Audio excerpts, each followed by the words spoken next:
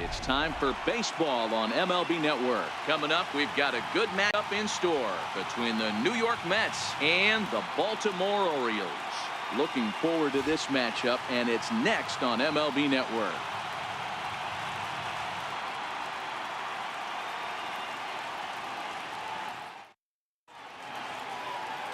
Dylan Bundy, a right-hander from the Sooner State, gets the starting assignment here. What do we need to know here, Danny? Boy, Dylan Bundy's come a long way. It wasn't that long ago where he went to camp and he had to make the team coming out of spring training. Former first-round draft pick out of high school from Oklahoma, 94 to 95 miles an hour.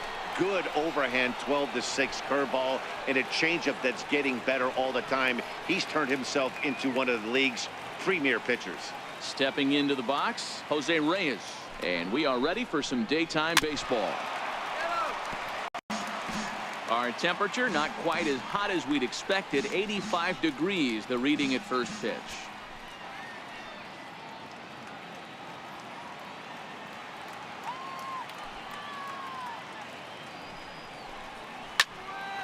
Yanked hard, but foul to the right.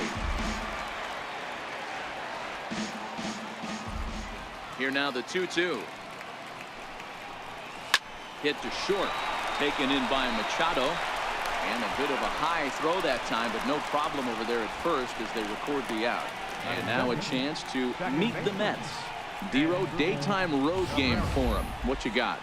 I got that this lineup, Matty, in Oriole Park likes to swing the bats. This place plays small. This place has a low wall. You can drive it out pretty much line to line, and there's a lot of room to be a hero in this yard.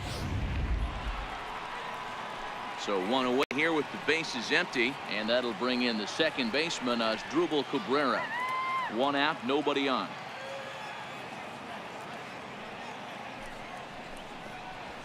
Hey. 2-2. Time for a look at our umpires in this one. Behind the plate is Ed Drummond. Yeah, Matty. Hey, you know what, Dero? This Ed Drummond, he's a good umpire. Fair umpire, good ball and strike umpire. Pretty much straight down the road. That's all you look for, Dan. Just be consistent. I don't care if you're given 2 to 3 inches off the outside corner, but you can't do it on the inside corner. If you're going to stick to one thing and stay consistent with it, no player will have a gripe with you. And he'll take it onto the bag himself. 2 gone now here in the first. The left fielder, number 52. Here's Yoenis Cespedes. First chance for him here in the top of the first with nobody on. Just underway in Baltimore.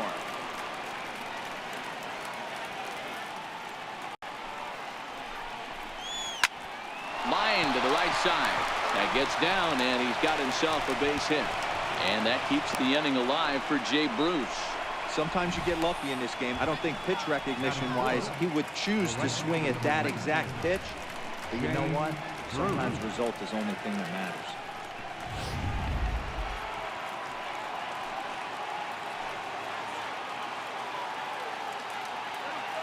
Into the box, Jay Bruce. Popped him up. Machado is under it. No trouble with this one, and the inning is over. Mets strand 1. The Orioles due up in the first, no score.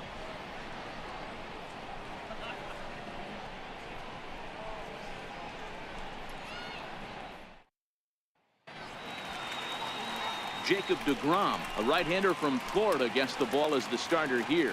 Dan Plesac, what's the word on him? Jacob deGrom is just a solid pitcher. He's not overpowering in any sense with any of his 3 pitches.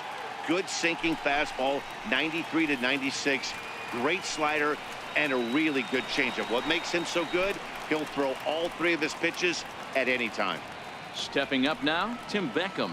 He'll lead things off here in the bottom half of the first. Into the windup. Here's the 2-1 pitch. Looking at a tough pitch called a strike.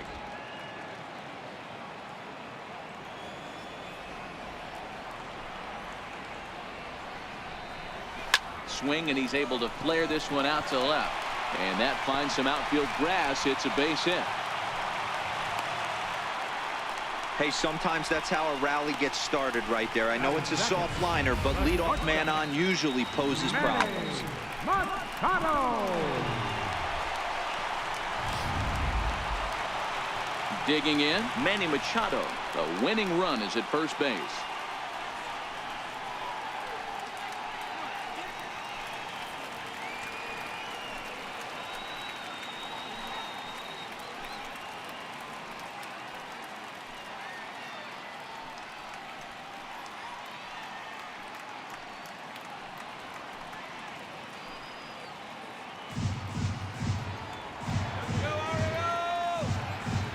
1-1. Misses, ball 2. Beckham gets his lead at first, nobody out.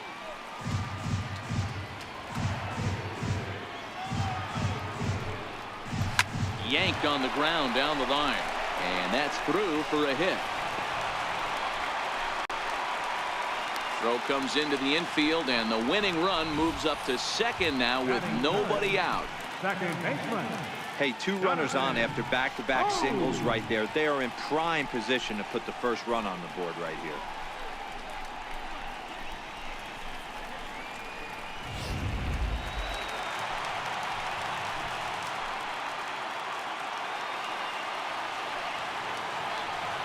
Into the box now, Jonathan Scope. Hit out towards second. To second for 1. Back to Adrian, and it's a double play. Time now to check out Buck Showalter's lineup card for the Orioles in this one. Anybody catch your eye, Dan?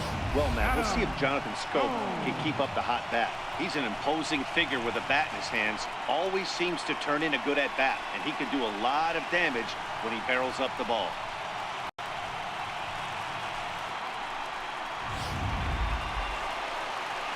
Here's the center fielder now, Adam Jones. In previous duels with DeGrom, he's 0 for 5.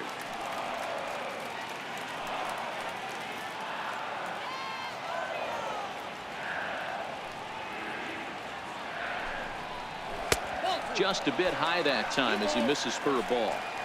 Well, it's 2-1 now, and we haven't seen a fastball from him in this at-bat yet. As a hitter, you've probably got to sit on that right now. 2 outs here with a runner at third.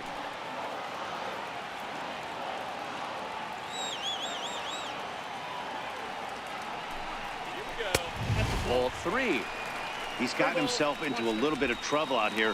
Middle of the order up in a run-scoring situation, and now he might have to challenge him. Going to have to make some good pitches here.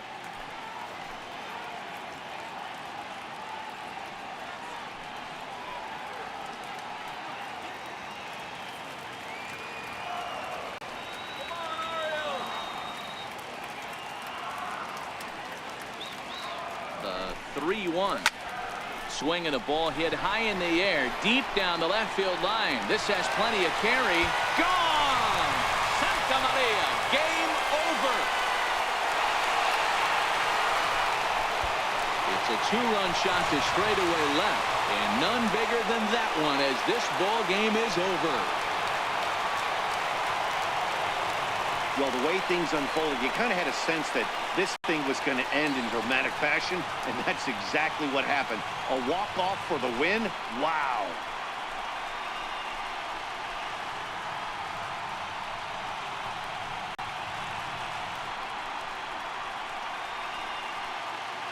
Well, we've talked about his dominance all throughout the game, and he ended up finishing what he started. A complete game shutout. He's our top player of the game.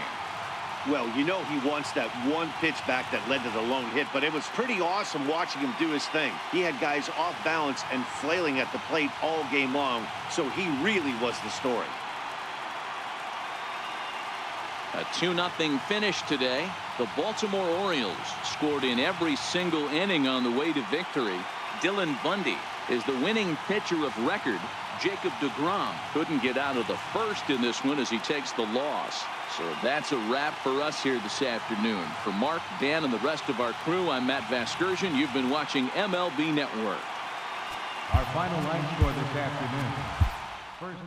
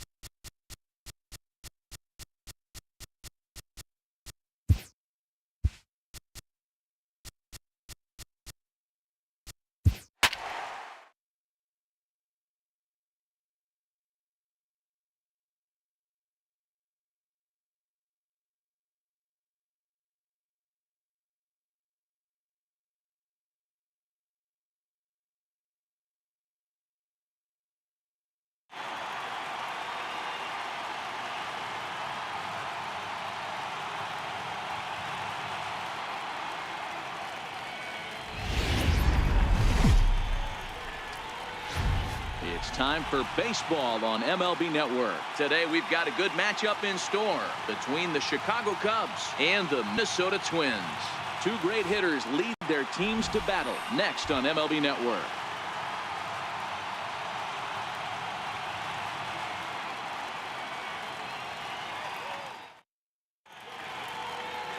Jose Barrios gets the ball for the Twins in this one. What do you have for us on him, Danny? Hey, Matt, thanks coming on Jose Barrios, and this guy has all the tools to be a great one. Great velocity with life, 94 to 97 miles an hour, power slider, and it's a big sweeper.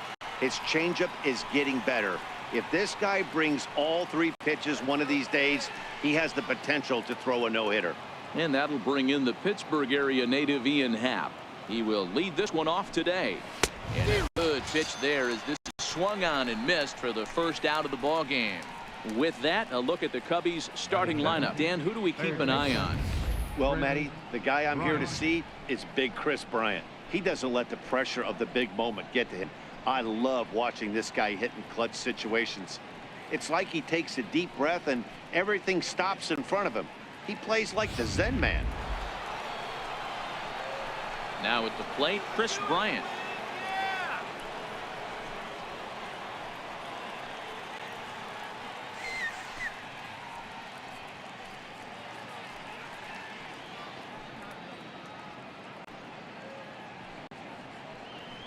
Put him away.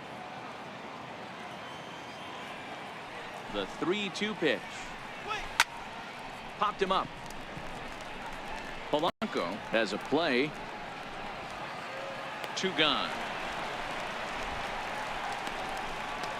Batting third, first baseman number 44, Anthony Rizzo. Into the box now, Anthony Rizzo. He'll get to take his first cuts here.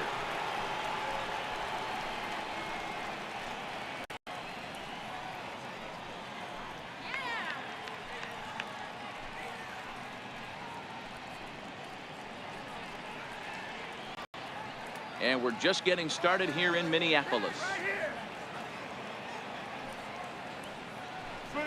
Got him swinging in the dirt. The throw to first is in time, and the inning is over. So not much happening here in the top half of the first. And now the Twins will go to work on offense. We've got no score. John Lester, the southpaw out of the state of Washington, will be the starter. What do we need to know here, Danny? Hey, you don't see a lot of guys that have 5 pitches, right? Sometimes it's hard to master even 2 or 3. But if you can master 5 like he has, he'll be in pretty good shape. Stepping in, Brian Dozier. He'll lead things off here in the bottom half of the first.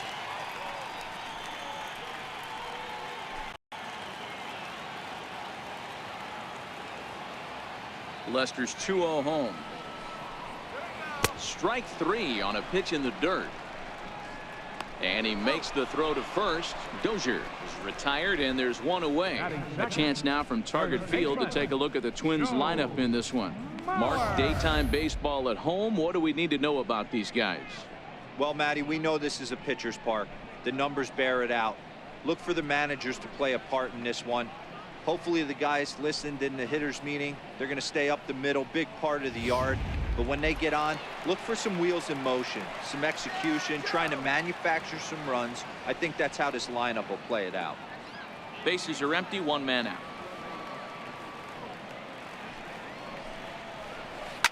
Hit down the third baseline. Throw to first is in time as Mauer becomes out number 2. Batting third, third baseman, Miguel. Here's Miguel Sano. No one aboard for him, and 2 gone here in the first. Bases are empty here with 2 men out.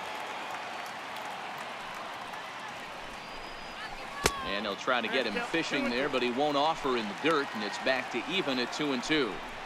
He executed that 1-2 curveball pretty well. I think it's right where he wanted it to end up, but he couldn't get him to chase at it. We'll see what they go with now after that didn't work out.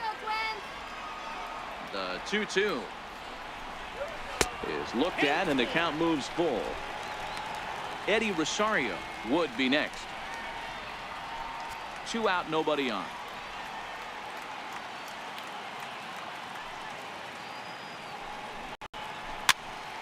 And he pops it up. Baez over to his left, and that ends the inning. He played an inning. No score here on MLB Network. Here's the young catcher, Wilson Contreras.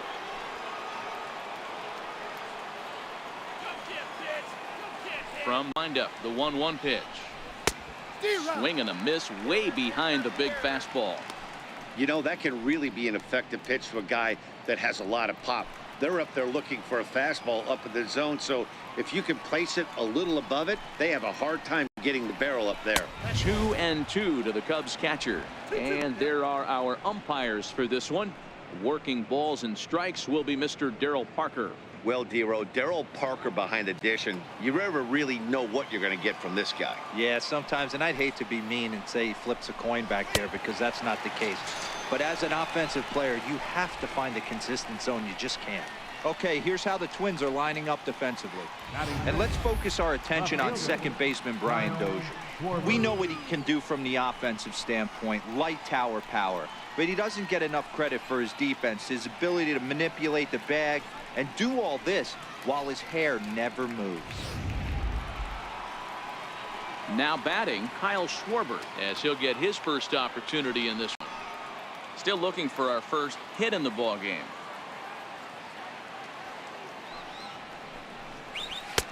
And he couldn't get him to chase the 0-2 fastball. It's 1-2. Not a bad pitch right there on 0-2, a fastball. And I think as a hitter right now, you have to continue to go up there looking to hit off the fastball. The 1-2. Back up the middle. Polanco on the grass. Throw on to first. 2 gone. Batting sixth, shortstop, Addison. Here's Addison Russell. He'll work on keeping this top of the second alive.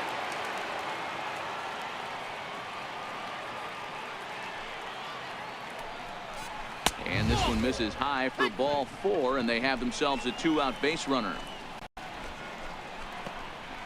Batting seventh, the designated hitter. Here's Ben Zobrist now. He's assuming the role of DH in this interleague matchup. Yeah, Matt, that's one of the funny things about National League teams playing in AL ballparks. All of a sudden, the lineup kind of changes dramatically. But the cool thing is it gets more guys a chance to get some at-bats or time in the field. Russell leads off first with a pair of outs in the inning.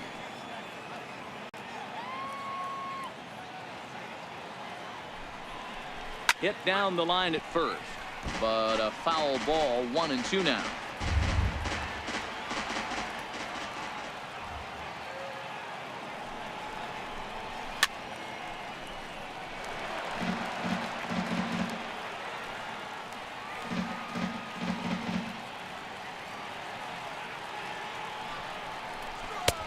Lays off. 2-2 now. When a pitcher's close to working through a quick inning, that's when you really need to grind out some at-bats. He's done a good job of that, and that's really big when you're hitting towards the bottom of the order. He's set. Here's the 2-2. Throws him for strike 3, and that retires the side. Cubs strand 1. We'll go to the bottom of the second. No score.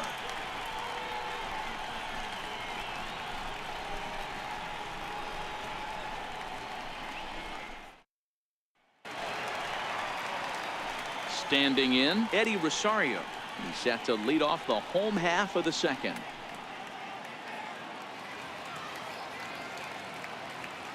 Three and 0 count. Here it comes. And he takes ball 4.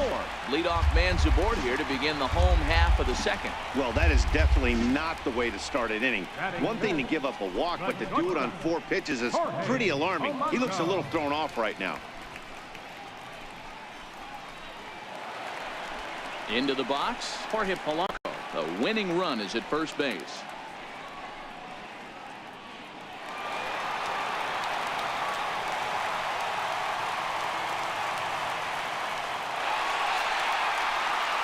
A runner at first with no outs here.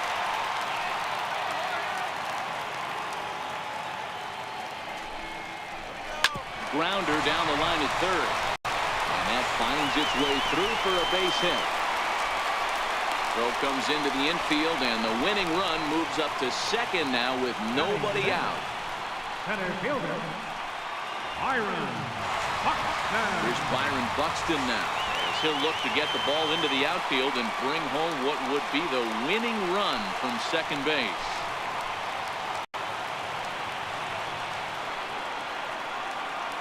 Working for the punch out and the offering. Now a swing and a ball chopped foul right at home plate. None out, runners at first and second.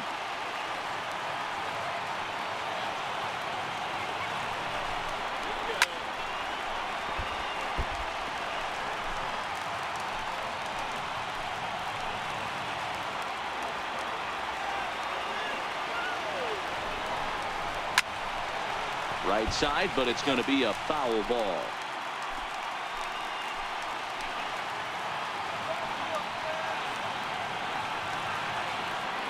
Payoff pitch one more time.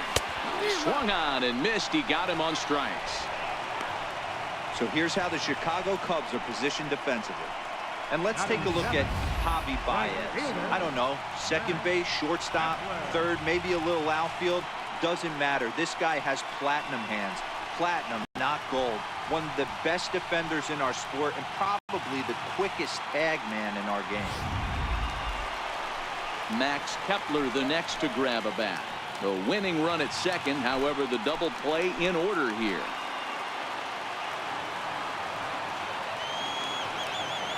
Now the 2-1. Fouled off. Bottom of the second here with no score.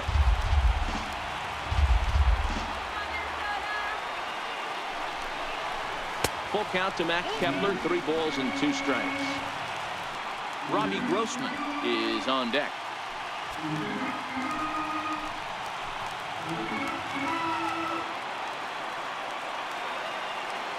Payoff pitch coming from Lester. Drilled down the line.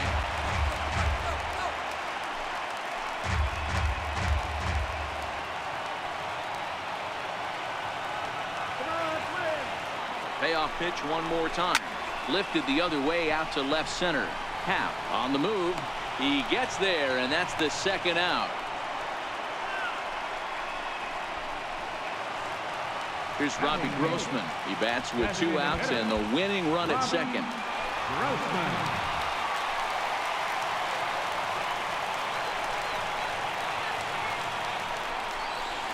Ripped down the first base line. And this is down. And that should do it. And the Twins are going to walk home a winner. Hey, this game looked like it was going to be one of those wild ones right from the beginning. But when you could win this thing in walk-off fashion, what a way to win a ball game. A walk-off win?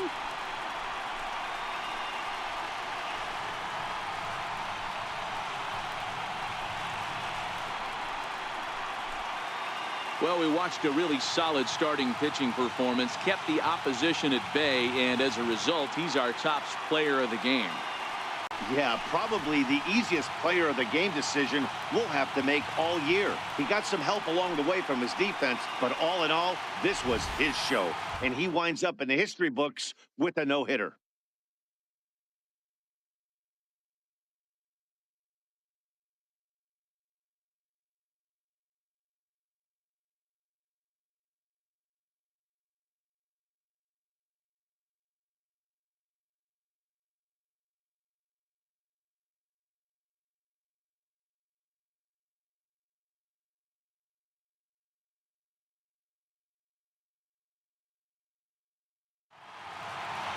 A single run good enough to do it today. 1-0 the final score. The Twins win this one despite banging out only 2 hits. Jose Barrios takes home the win. John Lester was unable to work out of the second inning as he settled with the loss. So that'll just about do it. For my partners Mark DeRosa and Dan Plesac, this is Matt Vasgersian. You've been watching a presentation of MLB Network. So long, everybody. For the victorious Twins, 1-1.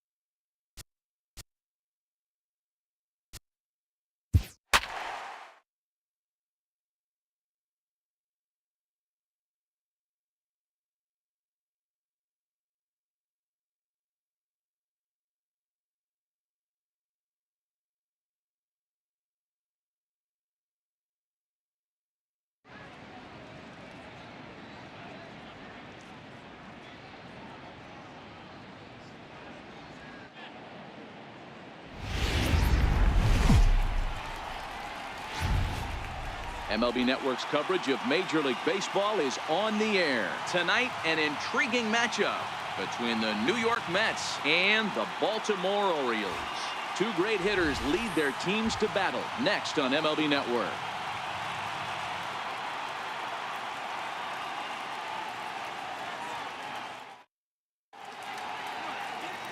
Dylan Bundy will be the starter for the O's in this contest. What's your take on him, Dan?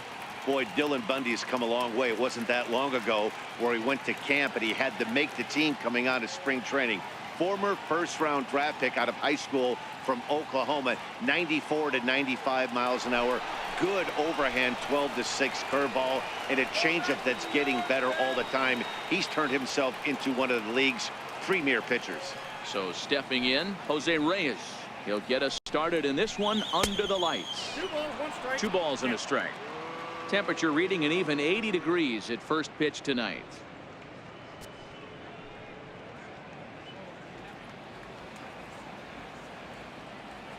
The 2-1 home. Chopped weakly to the left. Beckham comes up with it. Throw on to first will take care of Reyes, and that's how we get things started. And now a chance to meet the Mets. Dan Plesac, who are you focused on? Well, I'm really going to have to keep a close eye on Brandon Nimmo. He's certainly a guy to watch out there in this lineup. Everything he does makes them click. When he's swinging the bat, well, they just go.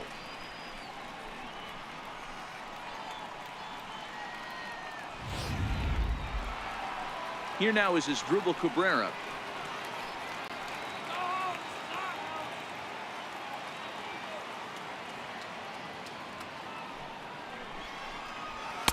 To 2 balls and 2 strikes now. And there are our umpires. Calling balls and strikes is Mr. Ed Drummond. Yeah, Matty, we got a good one behind the dish today in Ed Drummond. Well liked by all people, pitchers, batters, managers. All you want as a player is the ability to talk to someone. And that's what Ed does. He gives you that chance. Zero, you hit it nail right on the head. He has a real long fuse. He's not afraid to let a hitter or a pitcher, I'm not say complain about a particular pitch, but he's not the guy that's going to get mad and throw somebody and give him the boot just because a guy doesn't like a pitch or a pitcher thinks that a pitch is a strike and they call it a ball.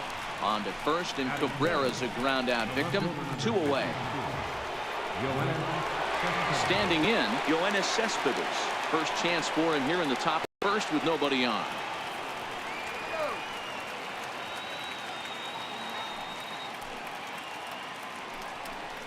Inside with the slider, and that'll back him up a bit. This is a good at bat so far here with 2 away. If you're going to go down 1, 2, 3, at least make the guy work for it. He's doing that, and he's even gotten himself into a good hitter's count now. And that's in there on the hands. 3-2 now.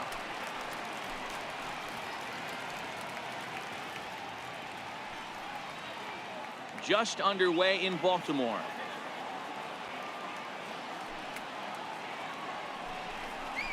A swing and a miss on a ball way outside the strike zone, and the inning is over. Down in order go the Mets. And now the O's will get their first crack at it. No score.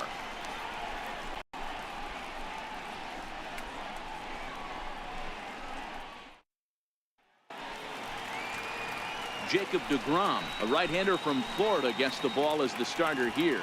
Dan, any thoughts? Jacob deGrom is just a solid pitcher. He's not overpowering in any sense with any of his 3 pitches.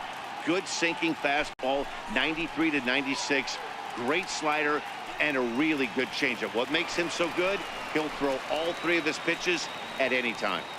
So striding forward now, Tim Beckham. He'll lead things off here in the bottom half of the first. The 1-1 home. Now a flare out to left center. Here comes Cespedes. He won't get there. It falls in. Hey, after the leadoff knock right there, you know what they say. You get that leadoff guy on, I don't care how it's done. He usually comes around to score, but let's tip our hat to the pitcher. He set the tone in the top of the first, retiring him in order.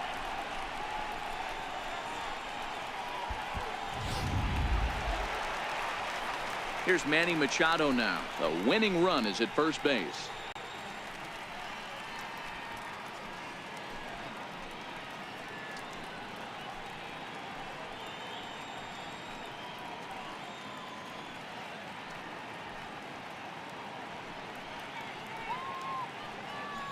Beckham aboard here at first with nobody out.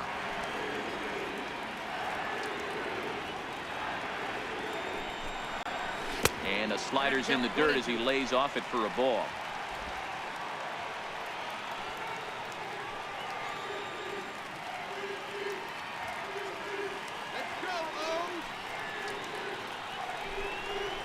And a changeup swung on and missed for the first down.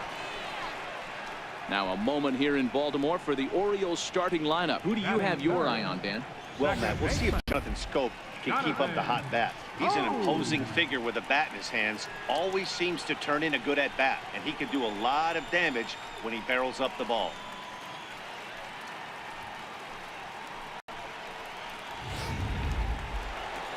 Here's Jonathan Scope now. In previous duels with DeGrom, he's hitless in 3 at-bats. The 1-1 is in there for the second strike.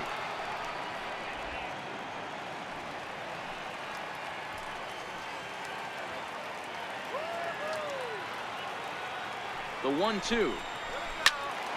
Now a ball pulled hard but fouled off to the left.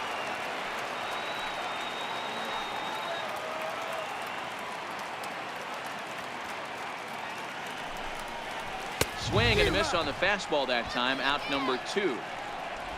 That's back-to-back strikeouts now as they've been unable to advance that leadoff single into scoring position. Yeah, clearly no problems working out of the stretch right now, Matt. He's taking control of this inning after giving up that hit. Now we'll see if he can finish it off strong as well.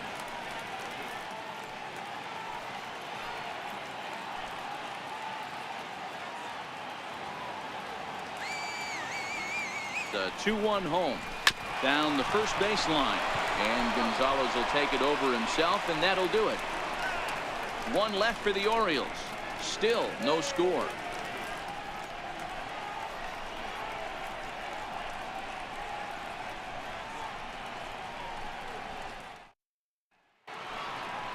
Now at the plate, Jay Bruce. He'll get to take his first cuts here.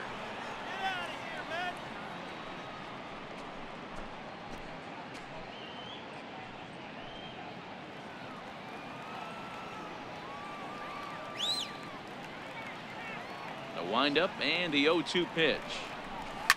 Bounce to the right into loaded up infield. Scope has it. Throw to first will be in time, and there's 1 gone here to start the second. All right, let's take a look at the defensive alignment for the Orioles. And let's spot shadow first baseman Chris Crush Davis. Doesn't get enough love for how soft this guy's hands are. Constantly picking middle infielders left and right. We get it. He's got power. But look for him to make a nice play on defense as well. Here's Todd Frazier now. His past history with Dylan Bundy, he's 0 for 8.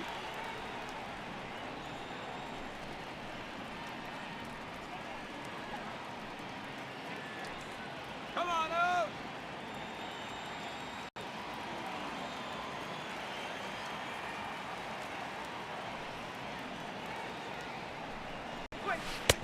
And there's ball 2 now.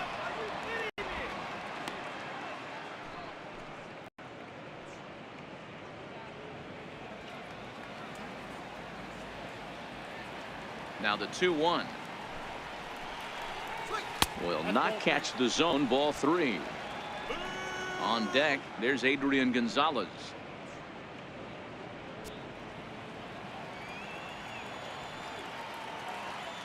The 3-1 pitch is in there for a full count now. 3-2.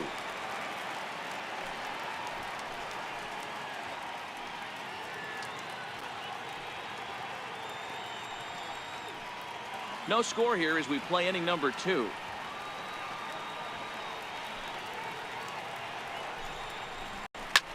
Line drive to center field.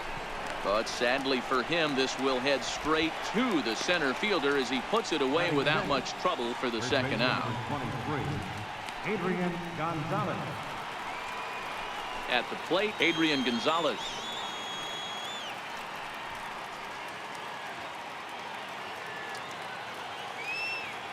The 1-1. Waves and misses for strike number 2.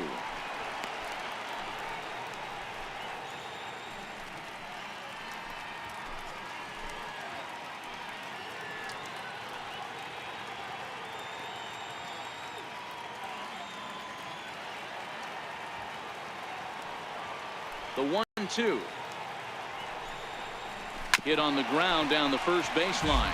But this is a foul ball as the count holds steady at 1-2.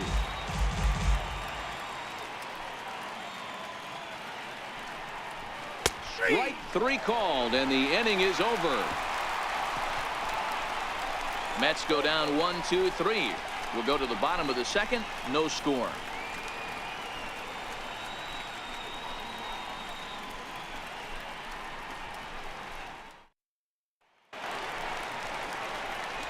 Coming to the plate now, Trey Mancini, as they'll have 5, 6, and 7 here to start the home half of the second.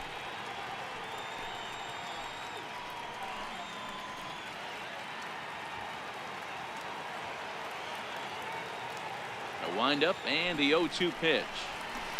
And opposite field as he lines this down the line in right. And that's a fair ball as it'll head toward the scoreboard. Hey, there's a bullet down the right field line. That had double written all over, but a great job by the right fielder to cut it off and keep him to a single. Nice aggressive turn by the batter right there, but hats off to the right fielder to keep him from getting the scoring position. Next will be the designated hitter, Mark Trumbo, as he'll get his first opportunity in this one.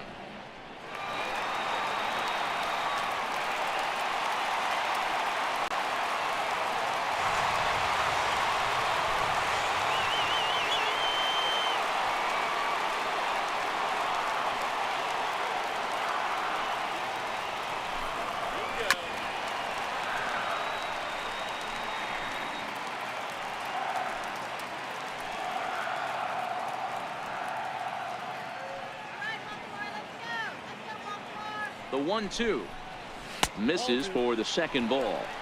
He's going to have to make adjustment on that slider away. He can't just make it a non-competitive pitch and allow these guys to take.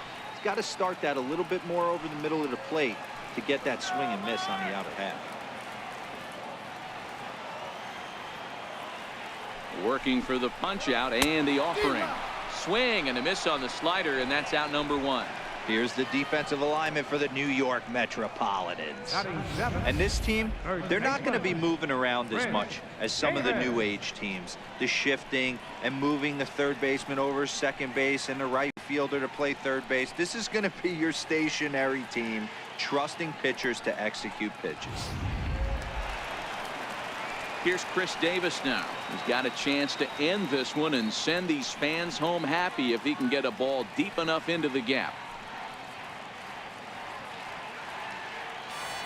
The 1-1 sinks below the knees, taken for a ball. The intent with that changeup away was one thing and one thing only. Get a double play ball. Nice job to lay off it at the plate, though. Mancini stands at first with 1 out.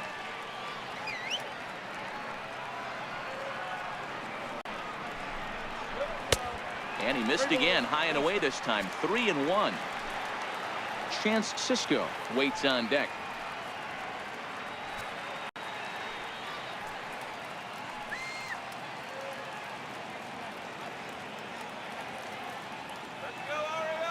Set. Here's the 3-1. Hard hit to first. And he whips on it as this ball's right under his glove. Throw comes in quickly, so the winning run advances to second now with only 1 away.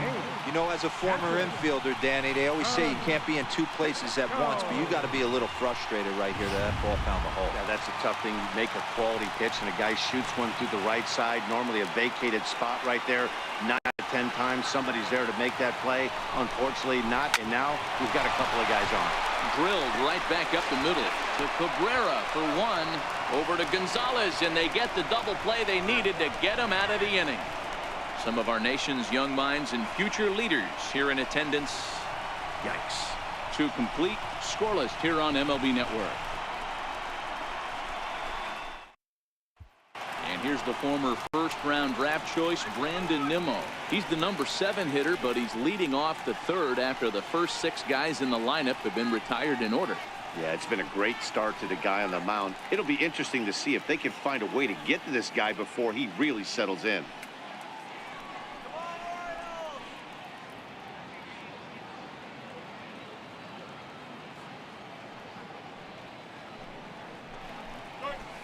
Now a swing and a miss, and he's behind 1-2.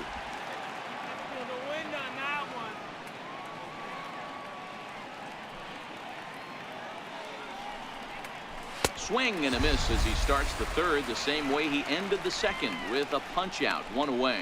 One of the big advantages to pitching ahead in the count if you're a pitcher, because you have to cover both pitches if you're a hitter.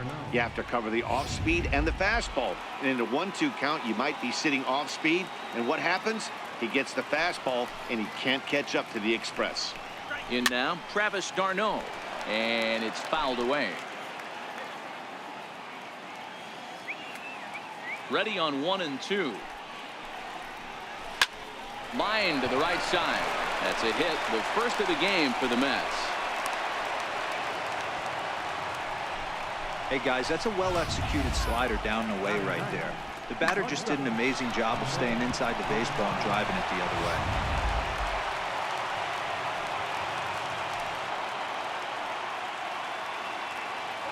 Standing in now, Med Rosario. Stays alive, still 0-2.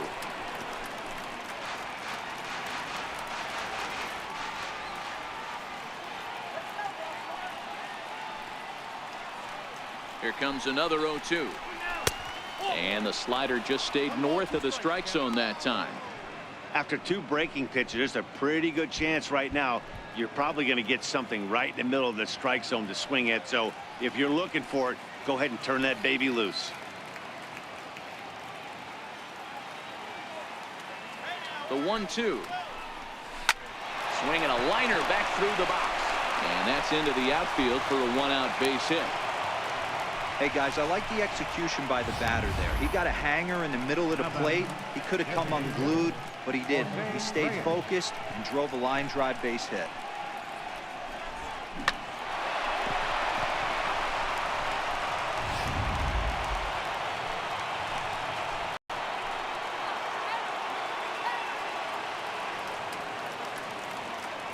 Stepping in now, Jose Reyes. And he lays off a pitch outside as they draw even at 2-2.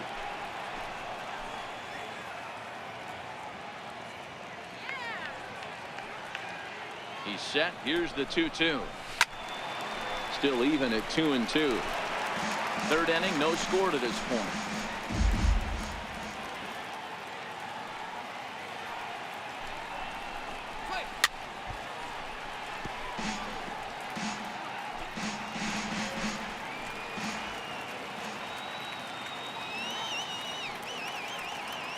The 2-2 one more time. Now he gets on top of one here and chops it foul right at home plate.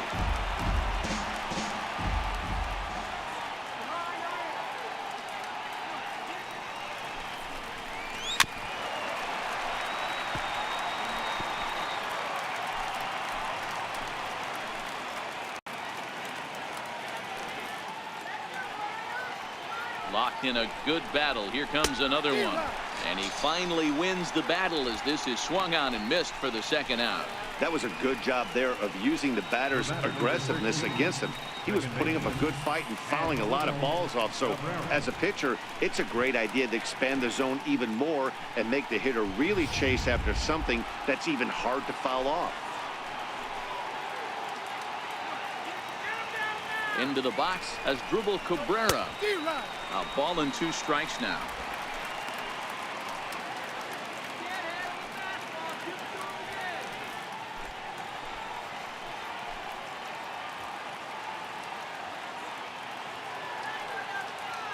From the belt, the pitch. Hard hit ball to second. On to first, and the Mets are going to come up empty here as that ends the inning. 2 left for the Mets. Home half of the third coming up. No score.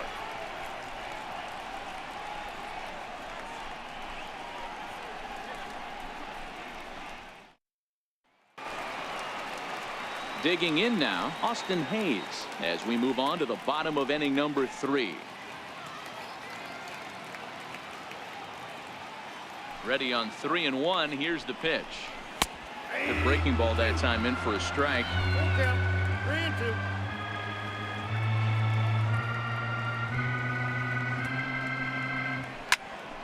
Popped him up. d'Arnaud is there. One down. Third baseman, number 1, Tim At the Beckham. plate, Tim Beckham, 1 for 1 after a single his first time up. From the windup, the 1-1 pitch. Right side, but it's going to be a foul ball. 1 out, nobody on.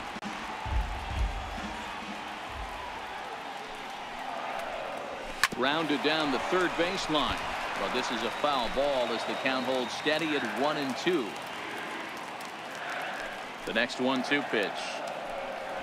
Oh, and this is swung on and missed. 4 strikeouts already, and that's out number 2.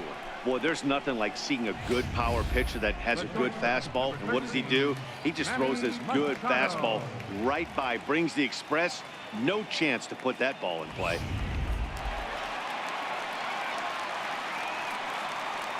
In now, Manny Machado. No offer on that one. 2 balls and a strike. Stay on the attack if you're the pitcher right here. You know who's lurking, 3, 4, 5, and you'd love to see that number 3-hole hitter lead that next inning off.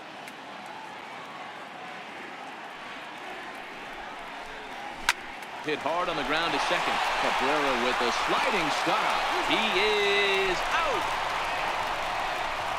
1, 2, 3 go the Orioles. We'll head to the 4th, still scoreless.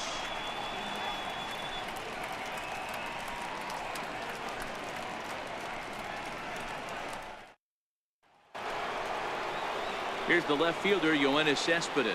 Comes into this at bat 0 for 1 in the ball game. Go back to New York, man.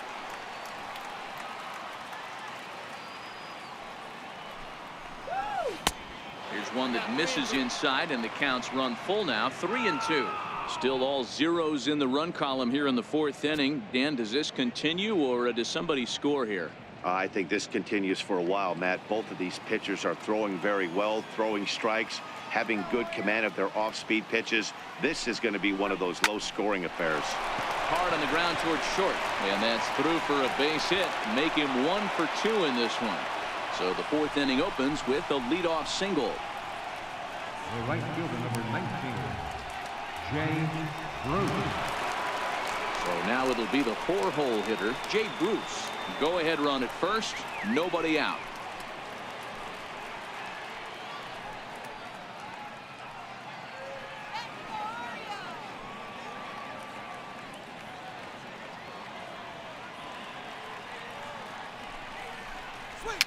Fouled away.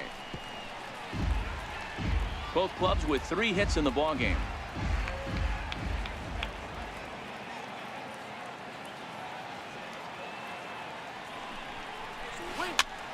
Hops this one up. Cisco over to his right. 1 out. Now batting, third baseman. Stepping up to the plate, Todd Frazier is 1 away. The runner at first represents the potential go-ahead score. Double play is in order, however.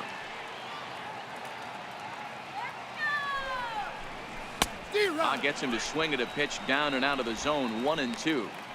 As a hitter, you know the pitcher's trying to work you down around the knees in a double play situation. So making him get a pitch up and actually in the zone is a must. The 1-2 pitch. Line to the right side. In there, a base hit. And with that, the go-ahead runs up to second now with only 1 away. Can't fault the pitcher for going back-to-back changeups right there. First pitch, he swung through. Timing looked a little off, but he went back. The batter made the adjustment and was able to drive it for a base hit.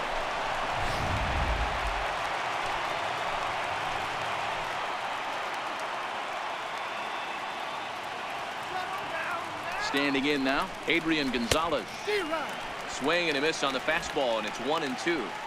It's amazing. I tell so many fans, you get in a box one time, the one pitch you're going to swing at more than any other is that elevated fastball. Your eyes light up as an offensive player, and you just cannot get to it. A little bouncer. That goes foul, so he stays alive with 2 strikes.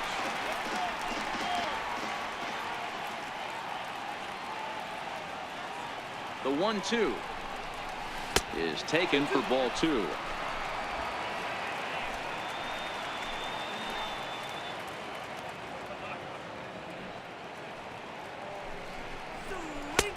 Ball 3. 3-2 now.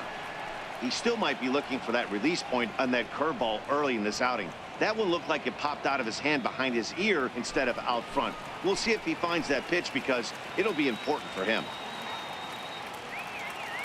Another full count pitch on its way. Boy, really making him work now as the 7th pitch of the at-bat is also fouled away, so the count will hold steady at 3 balls and 2 strikes. Another full count pitch home. And he misses with that one. Ball 4, and that's going to load the bases now with still only 1 away. He's going to be pretty upset with himself about that 3-2 pitch. All you want to do in that count is make a competitive pitch, but that one wasn't even sniffing the zone, and he let him get away. So digging in now, Brandon Nimmo. He's 0 for 1 thus far. Cespedes, the runner at third. Frazier on second. Gonzalez at first. 1 gone. And he looks at one in there. 1-2. With 2 strikes now and a runner at first, do you go for the strikeout or are you still looking for the double play ball?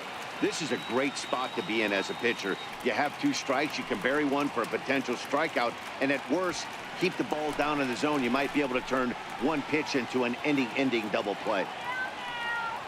The 1-2. Now a swing and a chopper foul right at home plate.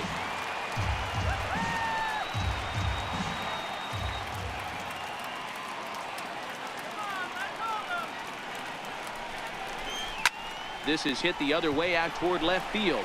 Mancini has it, and I'd be surprised if they send the runner. And he will score on the sacrifice fly as he's in with our first tally of the ball game. This has pretty much been a pitcher's duel so far, so any way you can score a run, in a sac fly right there brings home the first run of the game here in the middle innings. Here's the catcher, Travis d'Arnaud. 1 run, 4 hits, and no errors on the Mets line score so far.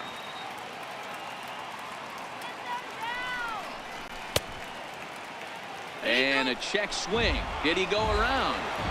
No, says the first base umpire. It's ball 1. Looking to minimize the damage here.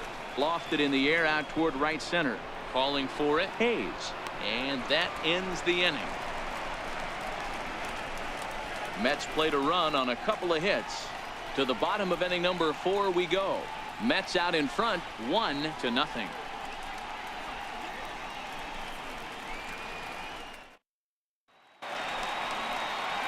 Digging in for his second at-bat, Jonathan Scope. He'll look to bounce back after striking out his last time up.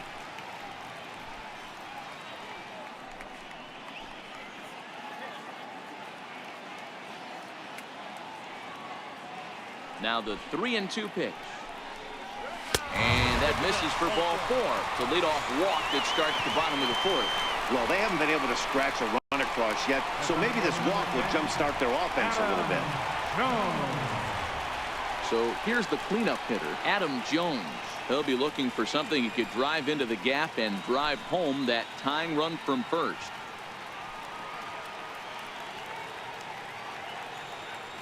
One and one, here it is. And that one just missed outside. Sometimes you got to be aggressive offensively, but sometimes you just let the pitcher dig his own grave.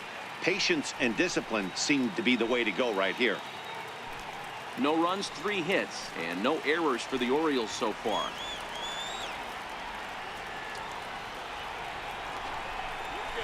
Line toward the alley in left center. Now a dive, but he can't get there, and this is going to be trouble out there in left center.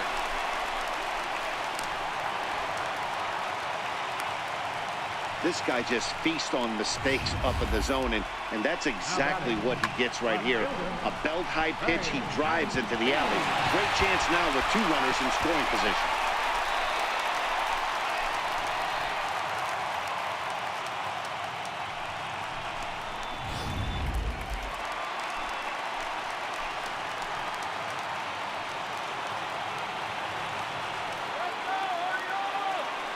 Stepping in now, Trey Mancini. And the pitch misses low and away for ball 2.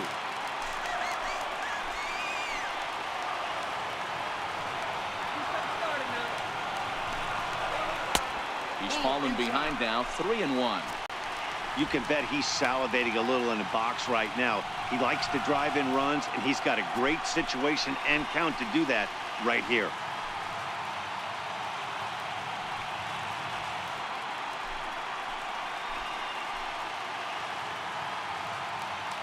Come on, Oreo.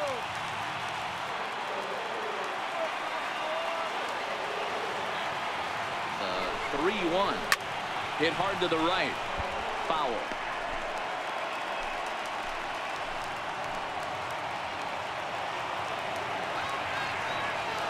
3-2 pitch. And that's low, ball 4. And things are not looking good here in the 4th inning. That's the second walk of the frame. Good time for the catcher to go out to the mound and have a chat with this guy to give him a little breather. Striding forward now is the DH, Mark Trumbo, as he's got a chance to tie this ball game up with that equalizing run just 90 feet away at third. Here's the 1-1. Oh, and he's hit by the pitch. And that'll be a painful run batted in. And this is a case of a pitcher letting his frustrations get the best of him. He feels like he gets robbed on the previous pitch, and he just rears back and really let it go on the next pitch, but it got away from him in a big way.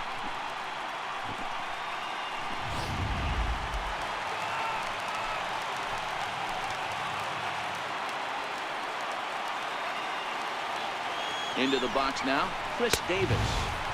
And that misses, so it's a full count, 3-2. No pitcher likes to take the count to 3-2, especially when you throw a non-competitive pitch like that on 2-2. That one wasn't even close. Hits are now even at 4 apiece.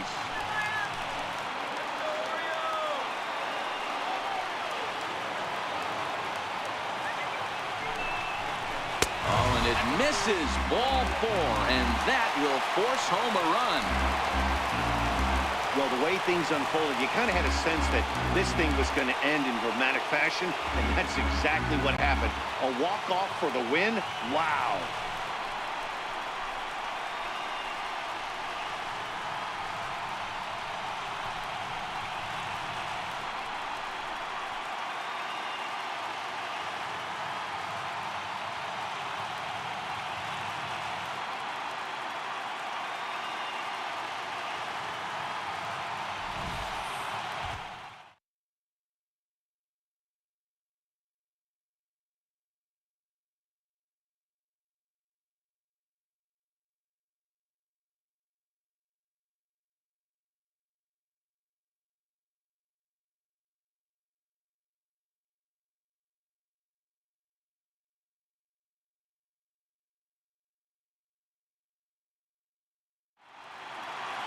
Close one tonight, 2-1 the final score.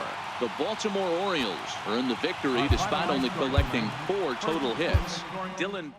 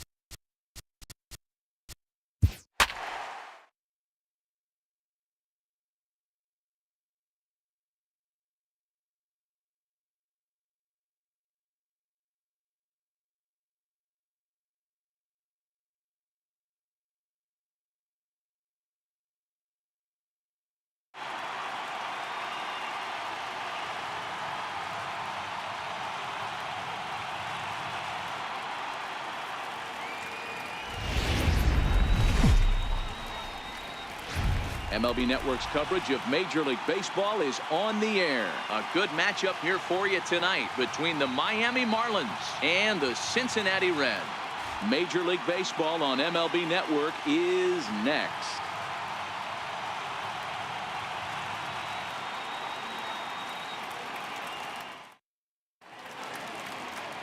Homer Bailey, a right-hander from the state of Texas, is the man on the mound here. What's your take on him, Dan? Well, one thing to look out for him, Matt, is if he can avoid the big inning. It's not that big of a deal to give up a run here or there, but sometimes he can be prone to giving up 3 or 4 in an inning, and that kind of derails the whole start when that happens. Limit the damage, and he'll be just fine. Into the box is the leadoff hitter, Cameron Maben, and we are ready for baseball.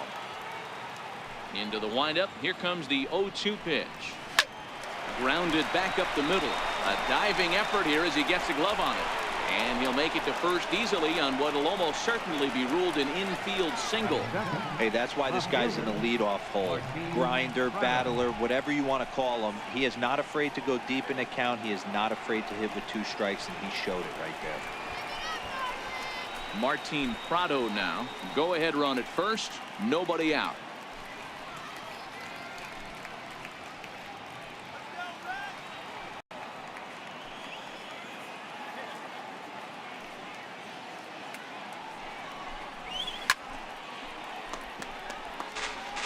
That fastball must have a little late life on it because that was right in the wheelhouse, and he still wasn't able to get good wood on it. Swing and a miss as he ran the fastball right by him for the first out. And here's how the visiting Miami Marlins will line up in this one. Who's the one to watch, Dan? Well, I really like what Justin Bour does for this team. You can bet the opposition spent a decent amount of time crafting a game plan to stop this guy, because as he goes, so goes the team. You stop him, you've got a chance to win. You don't, you're probably going to lose. Here's Starlin Castro. His lifetime numbers against Bailey comes in with 6 hits in 34 tries. He's also hit a couple of home runs against him. Here's the 2-1. And there he goes towards second. Pitch swung on and missed the throw. And it's far too late as he steals second with ease. So he swipes second successfully, but you have to wonder now if that might actually end up taking the bat out of the hands of one of their better hitters.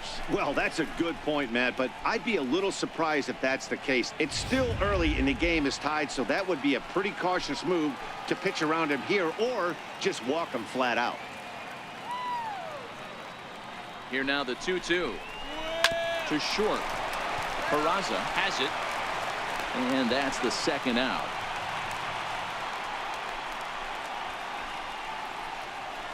Batting 4th, first baseman. Into the box now, Justin Bour, runner in scoring position with 2 gone.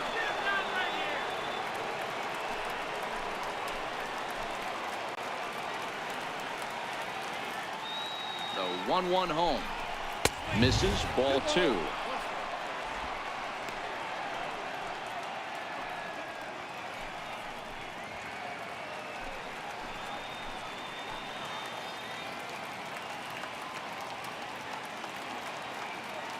The 2-1 is a changeup that's looked at for a ball. So let's take a peek at our umpiring crew in this one. Behind the plate is Gary Simmons. Dero, this Gary Simmons, he's the kind of umpire that pitchers really like to throw to. Yeah, I'm okay with it, though, Dan. You want to go east-west, I'll make the adjustment. It's the north-south that'll kill you. The 3-1. A swing and a miss, and that'll fill the count at 3-2. Hey, boys, you talk about getting your ace swing off. That's what it looks like right there. A guy with massive power letting it eat. Now the 3-2 pitch. Lifted the other way to left center. Hamilton on the move. He makes the play, and that'll end the inning. Marlins leave 1. Now it'll be the Reds' turn. No score.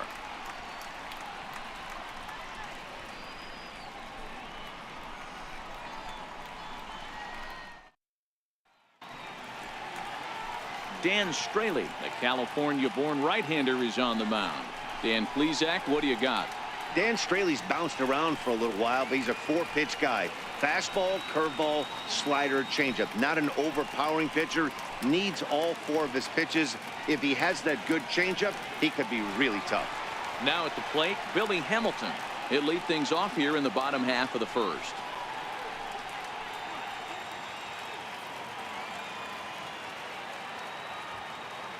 The 3-2 pitch. Popped him up. And no one will get this one.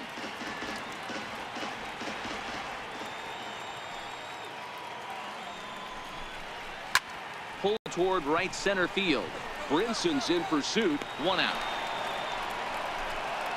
With a moment here in Cincy, let's take a glance at the Reds starting lineup in this one. Danny, who stands out to you? You always have to look out for a guy like Joey Votto. He hit over 320 last year, and that will get any pitcher's attention. They knew it when he was coming up, and they knew it when he was on the on-deck circle. Really impressive hitter.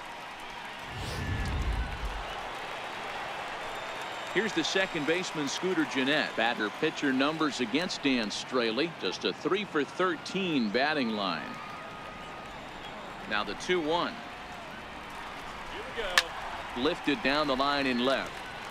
And that will end up a foul ball. The 2-2. Count remains 2-2.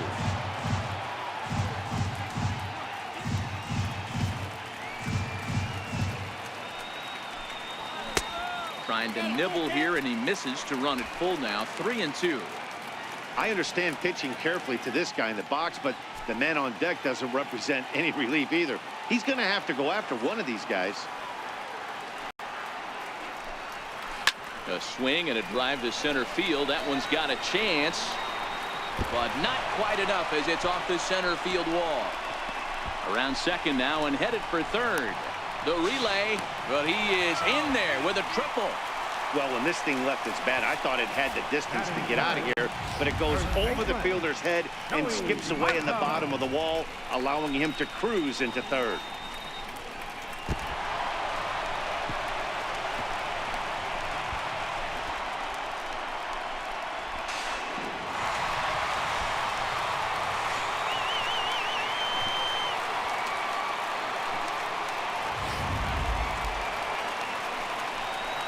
So coming to the plate, Joey Votto, and he could very well get the intentional pass here, as that would set up a potential double play ball that might keep the game tied.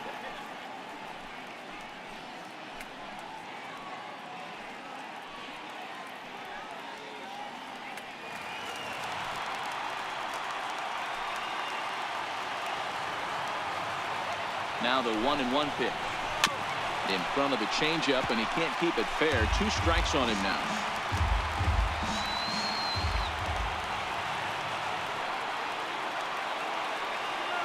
Hoping to send him packing. Pitch on its way. Struck him out. A huge punch out there, and the winning run stays anchored at third with 2 gone now. Well, their chances of pushing across the run took a pretty good hit after that strikeout. It's so much tougher to score a guy from third with 2 outs instead of 1. Basically, you need a hit, or you need to get lucky with a wild pitch or a pass ball.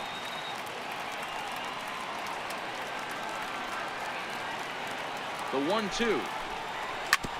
And he'll stay alive here as this is chopped foul at the plate. It'll remain 1-2.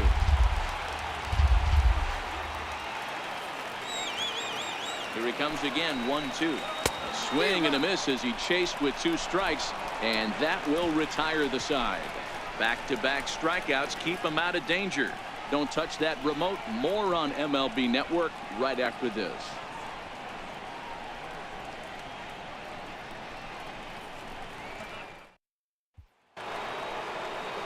So striding in, JT Realmuto. His lifetime numbers against Bailey. He's 2 for 4. The 2-1 home is looked at for ball 3.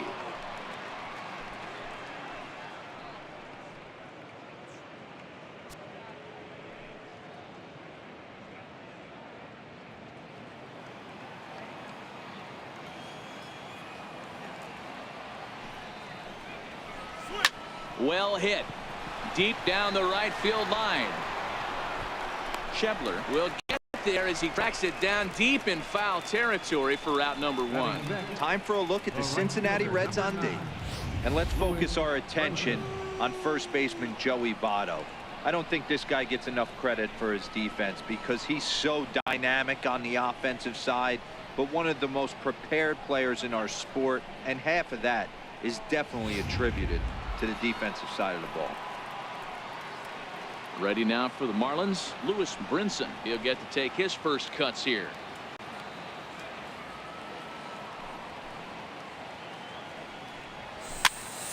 he fouls this one off.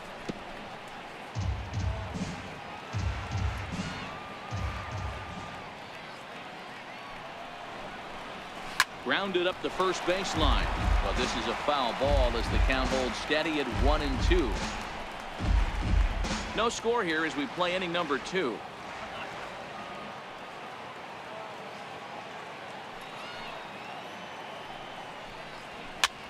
Swing and a flare hit toward right. Schebler sprinting after it, lays out, and he's got it. A great play for out number 2. Certainly a highlight reel grab that we just witnessed. So here it is again with show track, and the high 90s route efficiency is what stands out. He read it off the bat exceptionally well and closed ground on it just about as well as one could. In now, Brian Anderson. Good late break to the slider. 87 on the gun there. It's 1-2.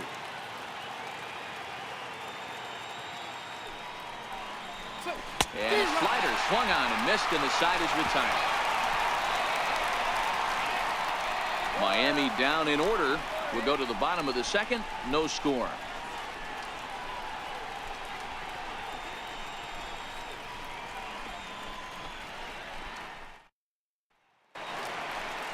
Digging in, Eugenio Suarez, as they'll have 5, 6, and 7 here to start the home half of the second.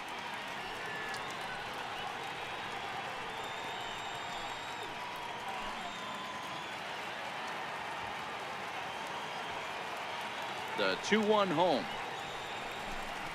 It is a sharp slider taken low for a ball. Well, that sets up a big pitch right here, Matt, because you don't want to lose the leadoff guy in a scoreless game. It's tough to work around the leadoff walk. The 3-1. There's a swing, and he sends a ball high in the air into left field. Prado going back on it. On the warning track, he makes the catch. All right, here's the defensive alignment for the Miami Marlins. Hey, let's focus on Cameron Maybin in the outfield. One of the more dynamic outfielders in our sport. He's able to cover a ton of ground, gap to gap. I almost feel like he's playing left center to right center. He's not playing center field. He's got it all covered, bailing the other guys out, and not shabby with the offensive tool either. Stepping into the box, Scott Schebler, as he'll get his first opportunity in this one. Come on, Scott.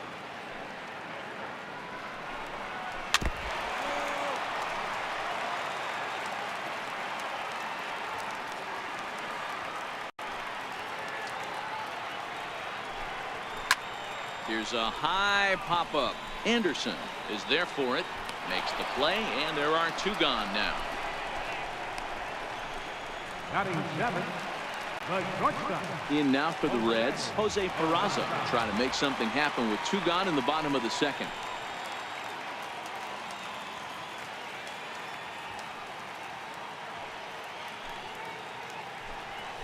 Hit weakly back to the mound.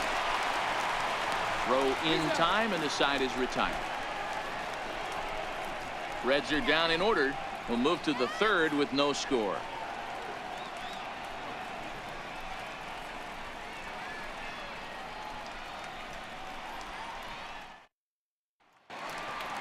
Now at the plate, JT Riddle. He'll match up with Homer Bailey now to lead off the inning. 3-2 pitch. Swung on in the dirt, strike 3. The throw to first is in time, 1 down.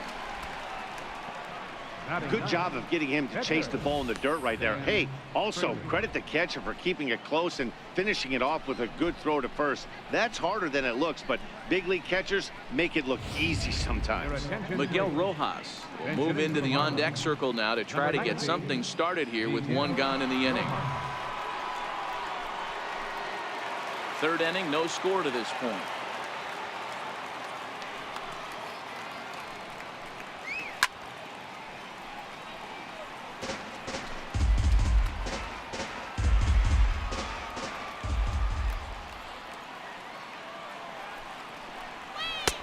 And that slider's almost in the dirt.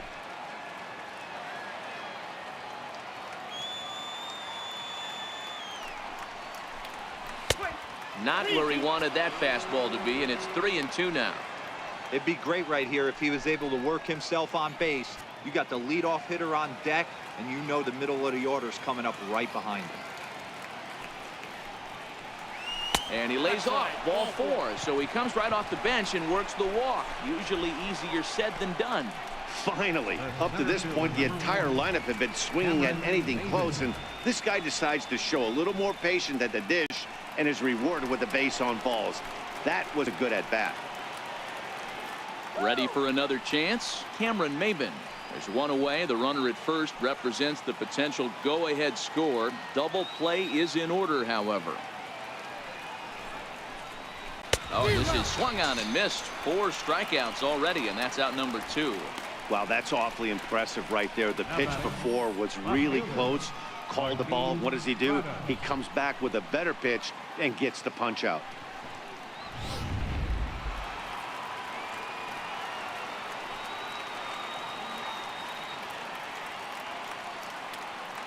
Standing in now, Martin Prado.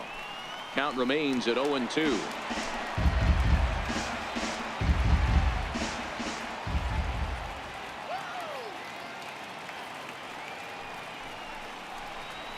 Now a flare out toward right center.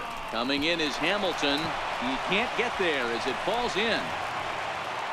And that's going to move that go-ahead run to second now with 2 gone. I'm shocked he got to that pitch right there. In today's game of loading up, leg kicks, toe taps, dropping the hands, trying to create launch angle, that high heater usually gets by.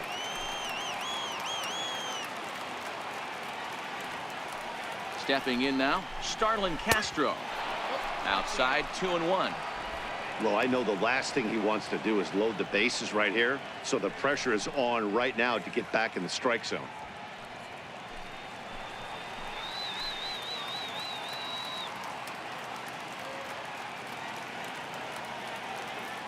The 2-1. Tried to crush that ball, and now perhaps needs to shorten up with 2 strikes.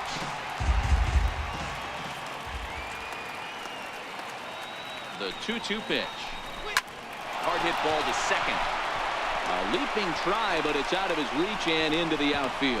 Now it's cut off. A throw to the plate, and they're not going to get him. He's in there at the plate. Dan, you were 1 pitch away from getting out of this. 2 outs, 2 strikes on the batter, and he's able to throw out a ribby knob. Dero, it's hard to get more frustrated than that as a pitcher. You're 1 pitch away from getting out of a lot of traffic on the bases, getting into the inning, and next thing you know, you give up a 2-out, 2-strike base hit. Nothing more frustrating for a pitcher than to have that happen. Into the box now, Justin Bohr. Fouled off.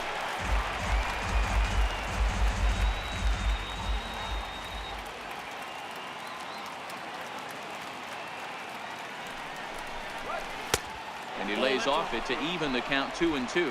Prado over at second. Castro on at first with 2 down.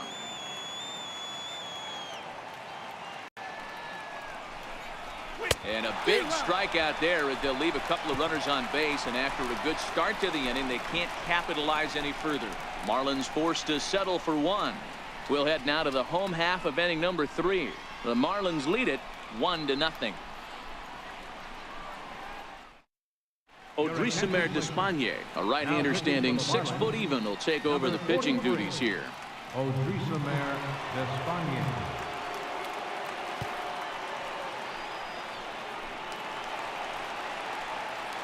Now to the plate, Tucker Barnhart. The lifetime history with Odrisamer Despaigne. He's 1 for 2.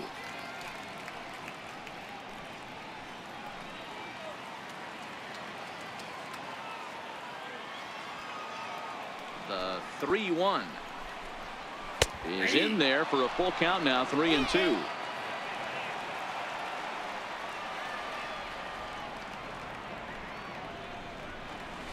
Left side. And the throw is not going to be in time as he's able to reach base safely.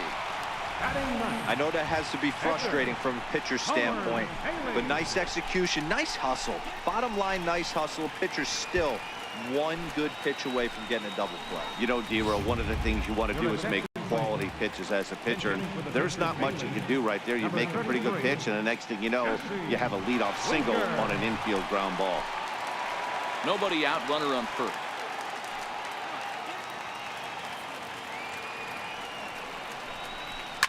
Line drive to center field. Maben patrolling center makes the play, 1 out.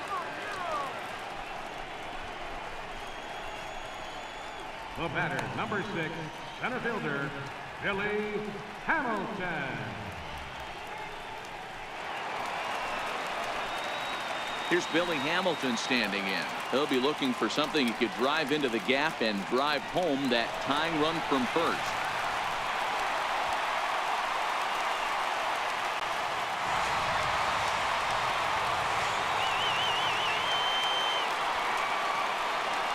The 1-1 home.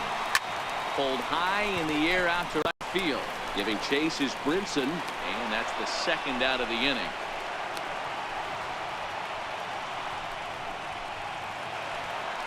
At the plate, Scooter Gennett. Lifetime history with the Drissimar d'Espagne. He's 1 for 5.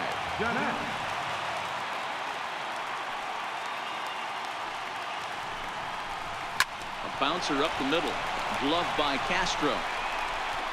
Throw in time, and the ball game is over.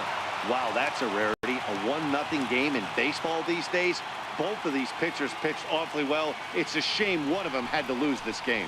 And that 1 run held up tonight, 1-0 the final. Miami claimed the victory despite being held to only 3 hits. Dan Straley is credited with the win. Homer Bailey worked only 3 innings in the losing effort. So that'll put a wrap on things here this evening. For my partners Mark DeRosa and Dan Plesac, this is Matt Vasgersian. This has been a presentation of MLB Network. Good night, everybody.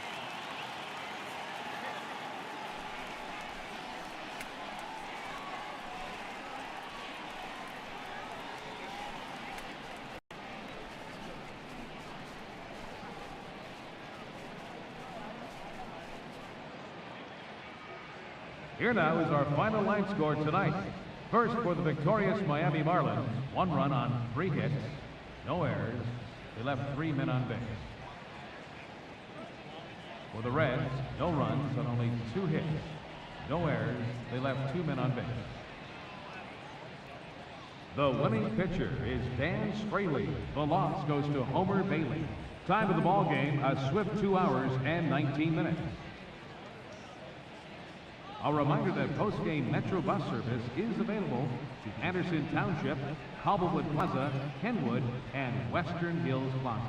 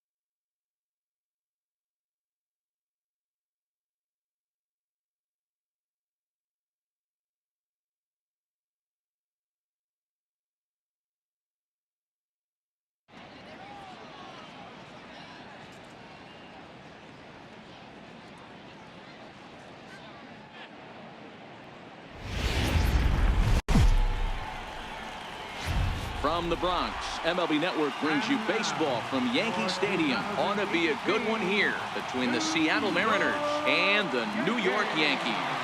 Live baseball here on MLB Network, and it comes your way next.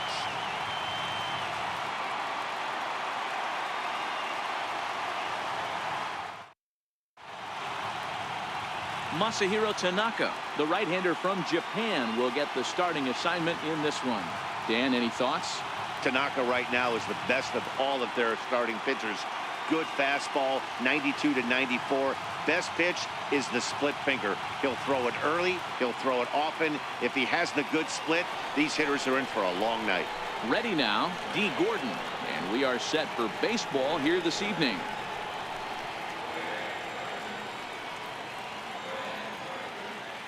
Now the 1-1 pitch. Lifted the other way out to left center. Gardner is there. One down. And here's a look at the starting lineup for the visiting Seattle Mariners. Anybody catch your eye, Dan? Well, Matt, I'm going to be watching for the speedster, D. Gordon. This guy hit over 300 last year, and man, it was impressive. Just hitting over 300 is really something special to look at. He's a consistent hitter. I love watching his approach. He doesn't make a lot of mistakes. He'll be there again this year if he continues to stay within himself. Digging in now for the Mariners, Gene Segura. The 1-2. Misses for the second ball.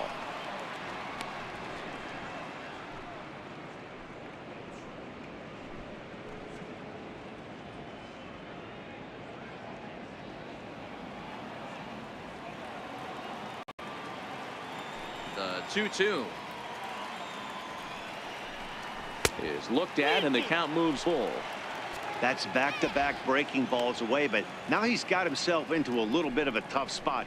You probably can't throw that again, so your opponent is probably up there just looking for a fastball that he can drill. Something has to give. Here's the payoff pitch. Liner towards second. Oh, and this deflects right off him. And they'll have no play as he reaches first base safely. He was able to spit on that first slider right there, guys, but he didn't let the second one go. Able to execute and drive the baseball.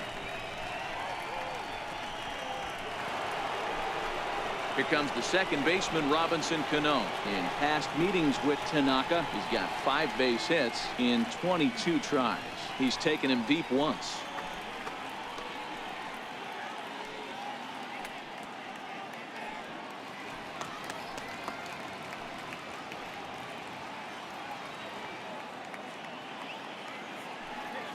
Now the 3-2 pitch. And he misses with that one for ball 4. So that'll put runners on first and second now with one away. Man, that's just painful for a pitcher right there. A 3-2 offering that was right on the corner, but he couldn't get him to chase, and he doesn't get the call. Can't beat yourself up about that one too much.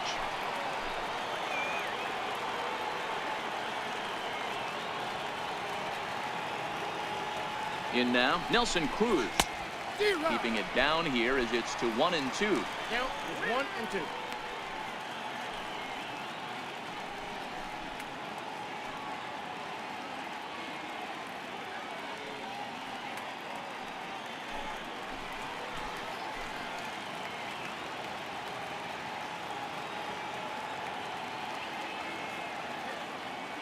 The 1-2 is swung on and missed. He got him.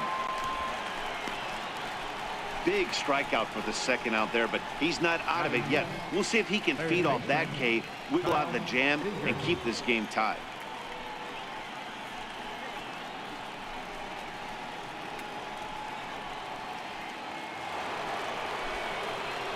Next for Seattle, Kyle Seager. Segura at second. Cano at first. 2 out in the inning.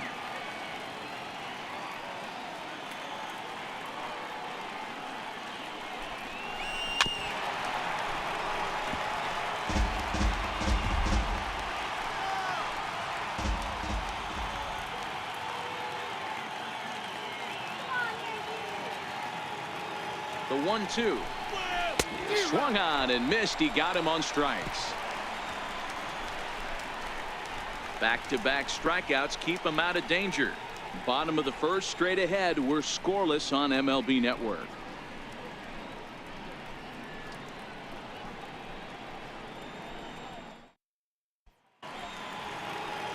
Felix Hernandez, the right-hander from Venezuela, gets the starting nod in this one. Dan Plesac, what's the word on him? Well, here he is, King Felix, also known as the King. Big arm, 5-pitch mix. Mid to upper 90s fastball, slider, curve, changeup, and split. Some people think he throws too many pitches. Well, I know one thing. This guy's been a good pitcher for a long time, and he is one of the few aces in the game of baseball. In now, Brett Gardner. He'll lead things off here in the bottom half of the first. Fly ball right down the line in left. Gamble moves over near the line as he puts it away for the first out of the inning. With that, it's time to check out the starting lineup for the hometown Yankees. Danny, any thoughts? Well, Matt, we all know it. The man to watch, Giancarlo Stanton. He finished last season with the most home runs in the major leagues. He won the Major League home run title. He can put a ball into orbit when he catches it, and I hope he catches one in this game. Here's big Aaron Judge.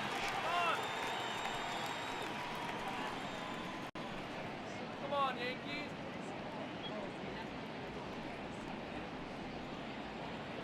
Let's go, Yankees.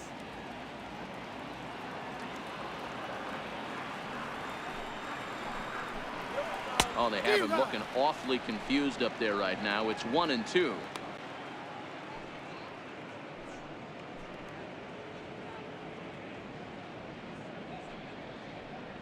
Bases are empty, one man out.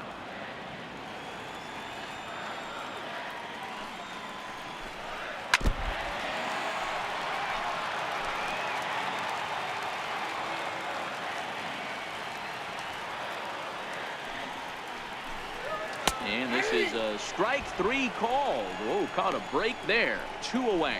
Well, that call looked like it was a little in the pitcher's favor, but it wasn't outrageous. Hey, listen, calling balls and strikes is a really tough job, and even the best are going to miss some from time to time, especially when they're sort of borderline like that last one. Not sure the hitter would want to hear that, though. Standing in now, Giancarlo Stanton. No offer on that one. 2 balls and a strike.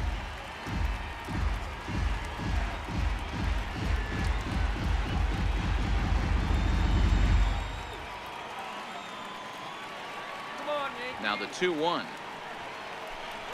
Waves and misses for strike number 2. Time to check our umpires in this one. Behind the plate is Freddie Ferguson. You know, this is one of the guys behind the dish, Freddie Ferguson, Dan, that the rookies are going to have a tough time with. If you've played in the league for a little bit, you understand that he's got his own zone. You touched on it, D-Roy. I think he rewards the veteran players, not only pitchers, but position players. He makes the younger players, he makes them earn their keep. Gamble will get there, and he puts it away to retire the side. 1, 2, 3 go the Bombers. We are still scoreless.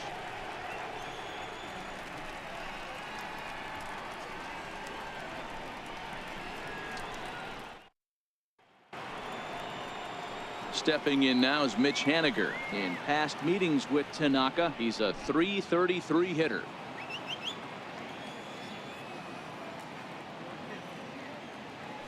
The 0-2 home. Missed with a slider.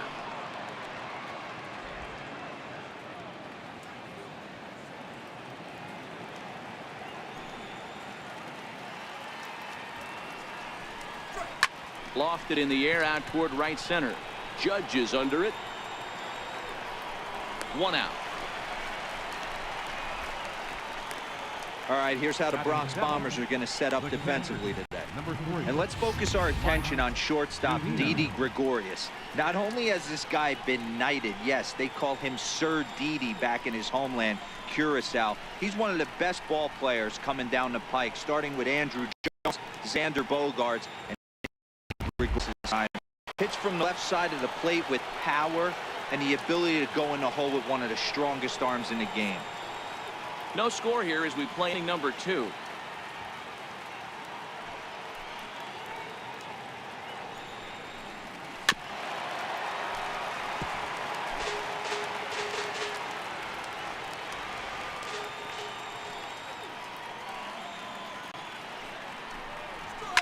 That's smoked, but right into the shift. And there's out number 2. Batting 8, left fielder. Settling in now, Ben Gamble. He'll work on keeping this top of the second alive.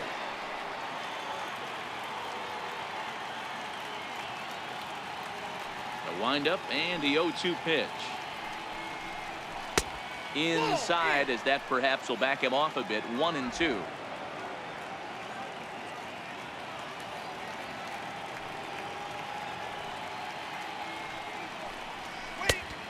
Two balls and 2 strikes now.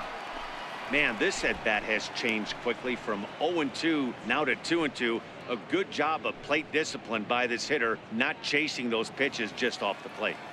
Bases are empty here with 2 men out.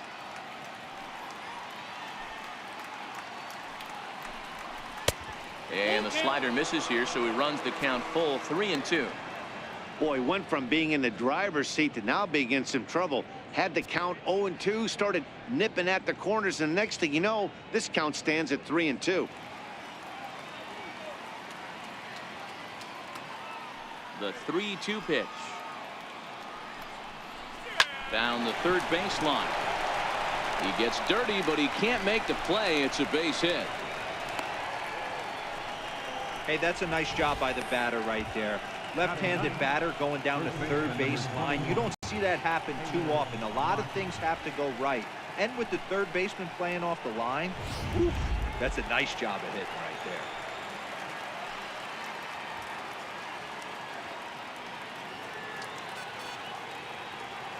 Stepping in now, Taylor Motter. Popped him up. Bird moving to his left. Makes the catch, and that'll retire the side. Mariners leave 1. We'll go to the bottom of the second. No score.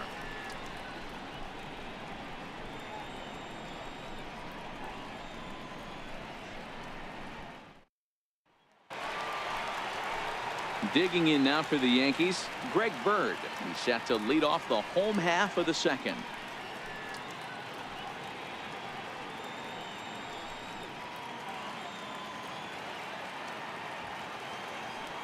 The 1-1 home is laid off for ball 2.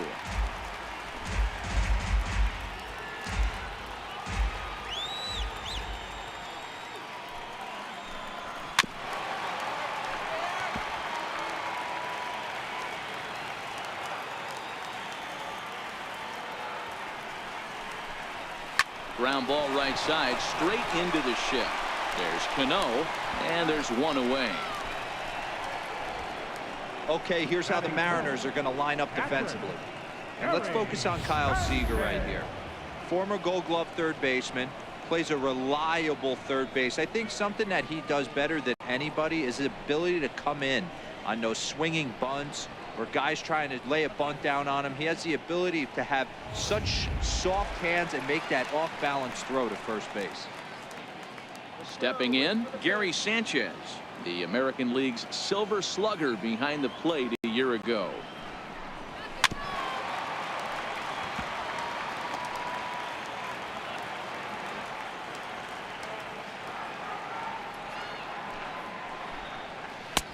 And a good pitch here, but this is taken for a ball as the count moves to 2-2 now on the Yankee catcher.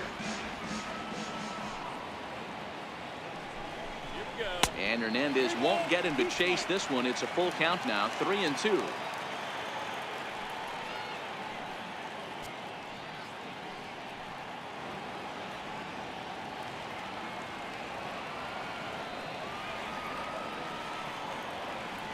Now the payoff pitch home.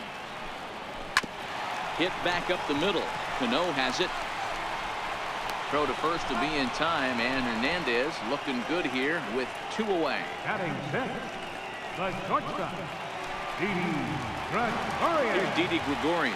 The head-to-head history with King Felix, just a 1 for 9. Bottom of the second here with no score. Grounded back up the middle. Throw on to first gets him, and the side is retired. So a strong inning there for Felix Hernandez. Still 0-0.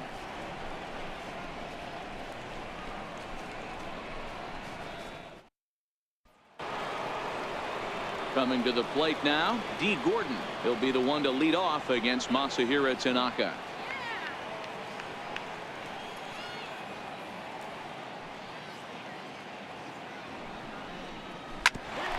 Hit out towards second. Wade is there, Throw to first in time, and the leadoff man is gone to start the third. The batter, number 2, shortstop, Gene Segura. Stepping in and ready for another shot, Gene Segura. Third inning, no score to this point.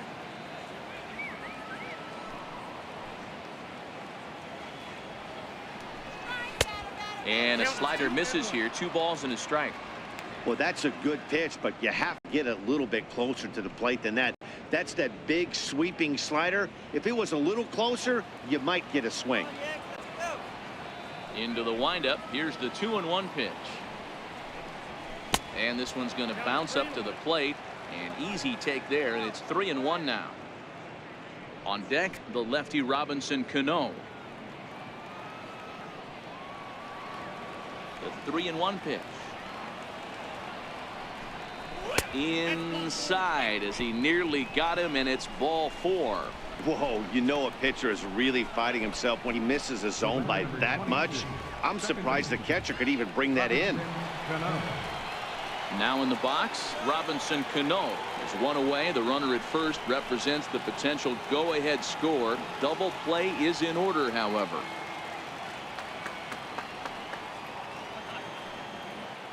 The 2-2. Now here's a ball hit high and deep to straightaway right field. See you later. Over the wall, a home run.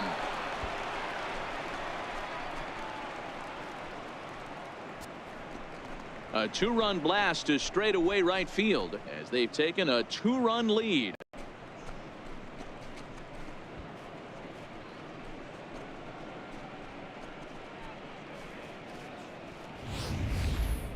Well, when you play with fire, you're going to get burned. He tried to bust the lefty inside, and when you do that in Yankee Stadium, you better be sure it's way inside. If not, this is the result you're going to get.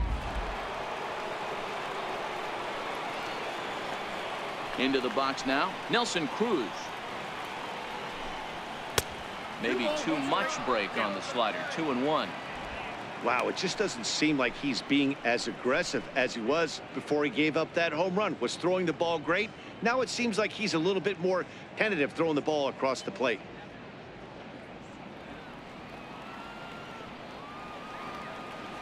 Now the 2-1 pitch. Takes a pitch for strike number 2. I mean, that's almost an unhittable pitch right there. The downward action of that nasty split finger, add in the velocity in the high 80s, you ain't doing much with that. Still only 1 out in the inning.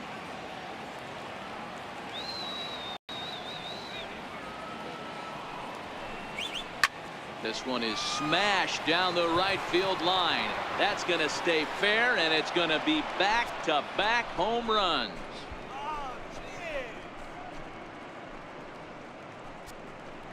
A solo home run from Nelson Cruz, and the M's have taken a 3-0 lead.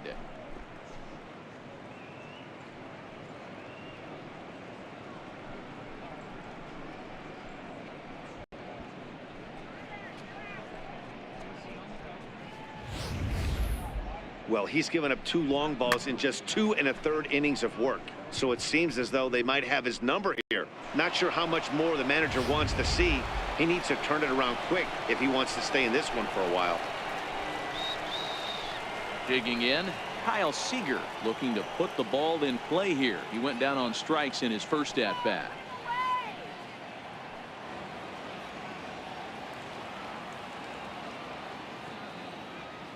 The 1-1. Swing and a little tapper. That winds up foul. 3 runs already home here.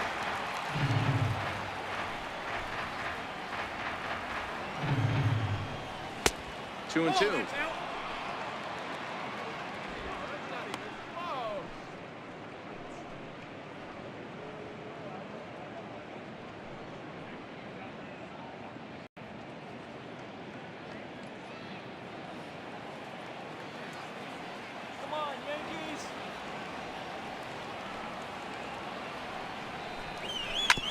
Bouncer to the left side.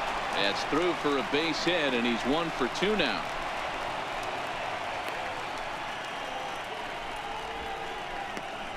Now batting, Right fielder, Henniger. Digging in to try it again, Mitch Henniger. He flew out in his last at-bat.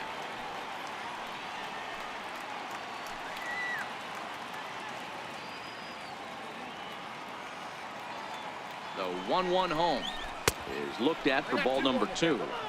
Boy, his pitch count has really spiked here in this inning.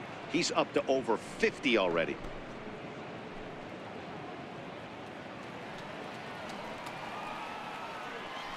Let's go, Yankees.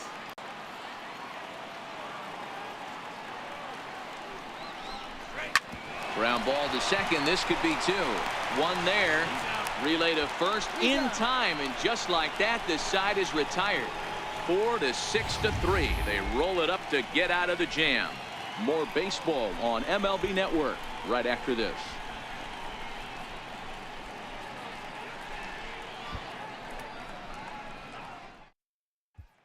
Next for New York, Aaron Hicks. 7, 8, and 9 to start the home third. Not much going on offensively so far for these guys. 6 up, 6 down. We'll see if the bottom part of the lineup can get something going. Well, the home crowd seems a little restless, so I'm sure they'd appreciate it. The 1-1 is strike 2 swinging.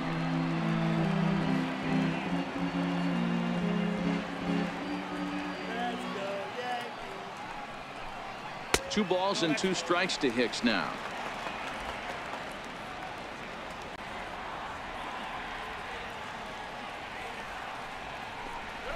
Three and 2 to the Yankees center fielder.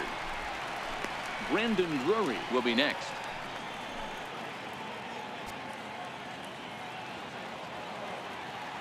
Come on, Yankees, let's go. Into the windup, ready with the payoff pitch.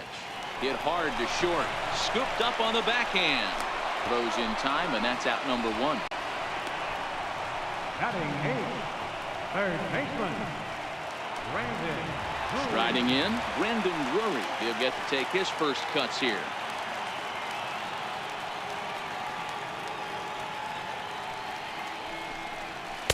And he'll just make him throw one over here. 3-1.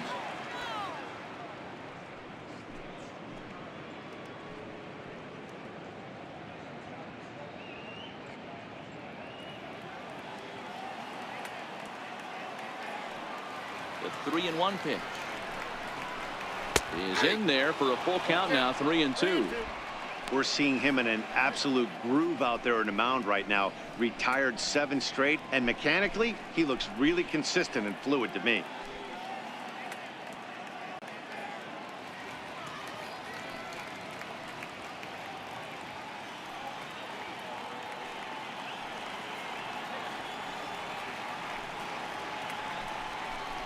Now a half swing, but it's strike 3 anyway, says the home plate umpire, and that's out number 2. You know, I'm not quite sure how that strikeout will be scored, looking or swinging. He tried to check his swing, but I'm pretty sure the home plate umpire was ringing him up regardless. And that'll bring up Tyler Wade. And Dan, it seems like this starter is just dominating the game right now. Feels like we're seeing a lot of 3 up, 3 down innings. No doubt about that, Matt. Hey, I've enjoyed watching him go about his business, but I'm also interested to see if this offense can figure out a way to get a couple of cracks in his armor before it gets too late. Yeah, that remains to be seen. The Yankees still on the lookout for hit number 1 here. Pulled toward right center field. Waiting on it is Henniger. He's got it, and that does it. It's a perfect game. Well, as a former pitcher, you know I love these low-scoring games as opposed to those slugfests. This was like a throwback game when home runs weren't so common and pitching was really dominant. No complaints here. And tonight's ends as a 3-0 shutout win. The Seattle Mariners led this game from the 3rd inning on and never wavered. Felix Hernandez is the winning pitcher of record. Masahiro Tanaka worked only 3 innings in the losing effort. So that's a wrap for us here tonight. For my partners in the booth, Mark DeRosa, Dan Plesac, and the entire crew, I'm Matt Vasgersian. You've been watching MLB Network. Have a good night, everybody. Our final line score tonight, first for the victorious Seattle Mariners. 3 runs, 5 hits, no left 4 men on base. For the Yankees, no runs on no hits, no errors. They left no runners on base. The winning pitcher is Felix Hernandez. The last.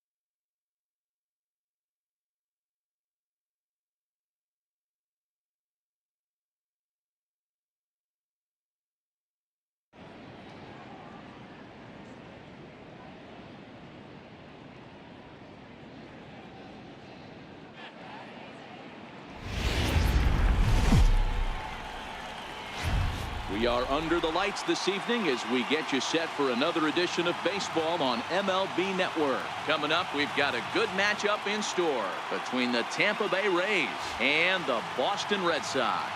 It's Red Sox baseball, and it's coming up next.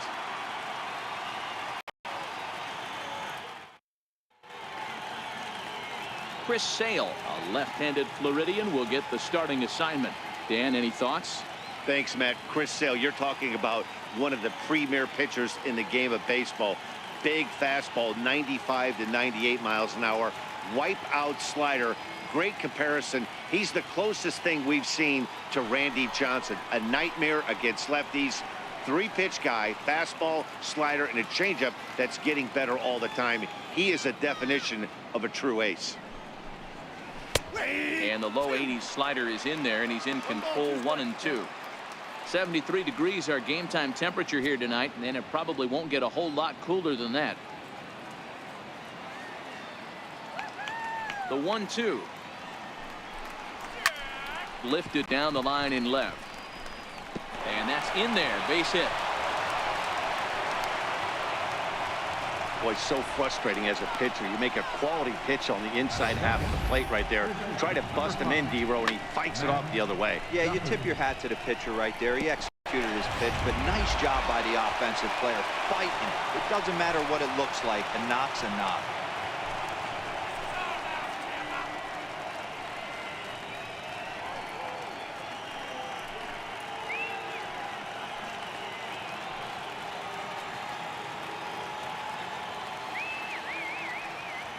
Full count. Here it comes. Lofted in the air out toward right center. Chasing after it is Bradley. He gets there to make the play for the first out of the inning. And here's the starting lineup for the visiting Tampa Bay Rays. Mark, what's your take on him against one of the best starters in the game? Well, Matty, you walk into this yard today and it's nothing but a hitter's park. But that can work against you at times. You have to stay within yourself. You can't just be turning and burning on everything. Stay within the game plan and know that a mistake doubles leaving this yard. Standing in, Kevin Kiermaier. Lifetime against Chris Sale. He brings a more than respectable .357 batting average. He also has 1 home run. The 1-1 home. Ground ball sent back up the middle. And that gets through for a 1-out base hit. And with that, the go-ahead runs up to second now with only 1 away. There's a hard hit ground ball. Pitcher not able to get a glove on it. Hard single up the middle. Yeah, watch your lips right there, Dan. Sent it back right where it came from.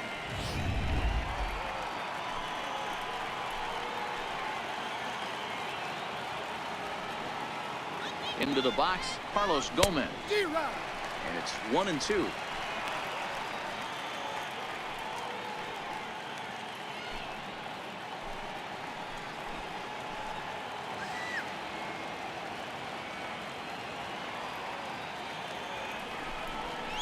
And a swing and a miss by Gomez as he's kept off base here, and there are 2 away now.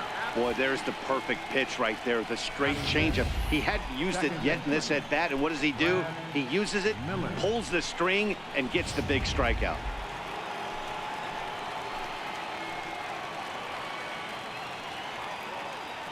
In now, Brad Miller. Very weakly on the ground, but that one rolls foul. Span on second. Kiermaier on at first with 2 down.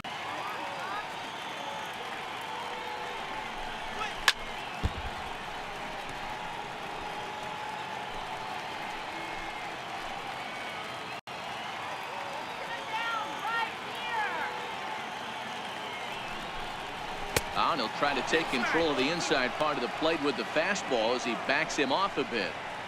That's a classic piece of pitching right there. You have to back hitters away from the plate to make them a little bit uncomfortable. Now you can go inside or outside. I like that purpose pitch. Ready on 2 balls and 2 strikes. Here it comes. And the slider just stayed north of the strike zone that time. Wilson Ramos would be next if they can keep this inning alive. Another full count offering on its way. Count still full, 3-2.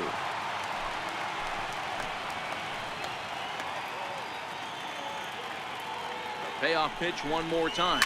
Hot shot on the ground is short. Bogarts has it. On to first, and the Rays are kept off the scoreboard here as the side is retired. Rays strand a pair. Tampa Bay held scoreless in the top of the inning. Red Sox coming to bat. You're watching MLB Network.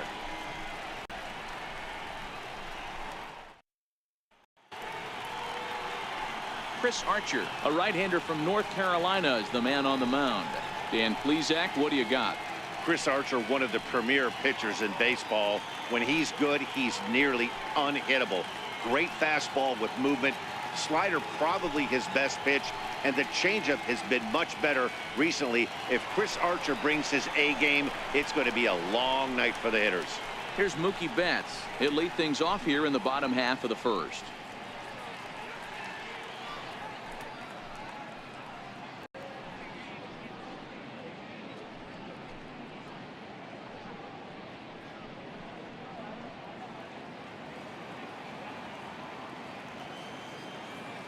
Full count here. Here comes the pitch. And he takes ball 4. So the leadoff man is on here in the home half of the first in a scoreless ball game. Well, when you go with the slider there in a full count, you're hoping that the hitter is thinking fastball and swings through it. Didn't work out that way, though. He lays off and gets the free pass. The left-handed hitting Andrew Benintendi stands in. The winning run is at first base. A runner at first with no outs here.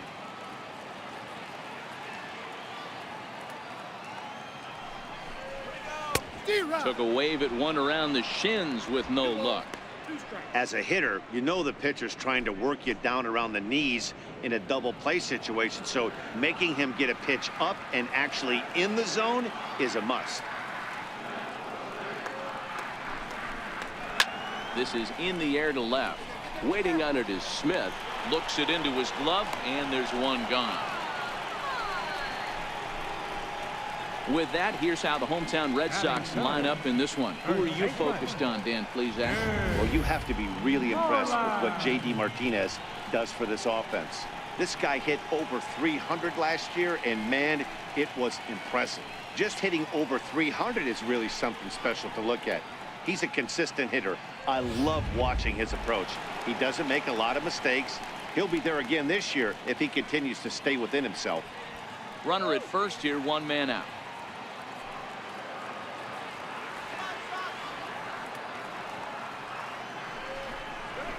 There's a swing and a drive hit well out to right field.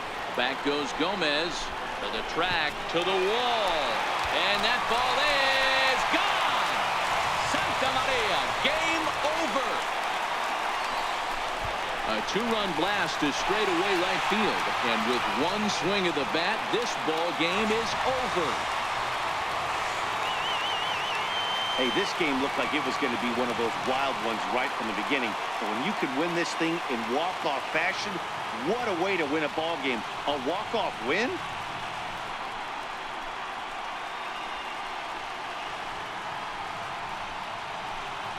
And guys, a very important outing turned in on the mound for the man you see right there. He was a big factor, of course, and is the recipient of our Topps Player of the Game award. Yeah, there's absolutely no debate as far as I...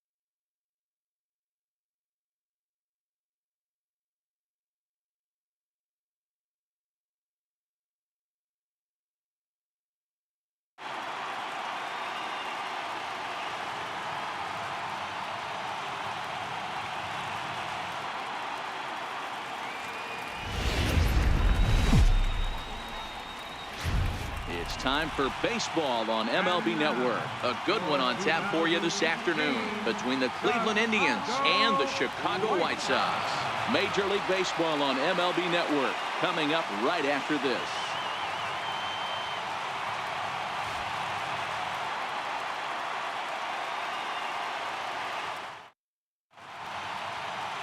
James Shields will get a starting assignment in this one for the Chi Sox. Dan Plesac, what's the word on him? Hey, thanks, Matt. Big game James Shields on the mound. 3-pitch guy. Fastball, curveball, changeup. One of the keys for James Shields, he needs that curveball. If he has the curveball, it gets the hitters off of the fastball. Not an overpowering guy, but he will throw the changeup and the curveball behind in the count. He's more of a thinking man's pitcher.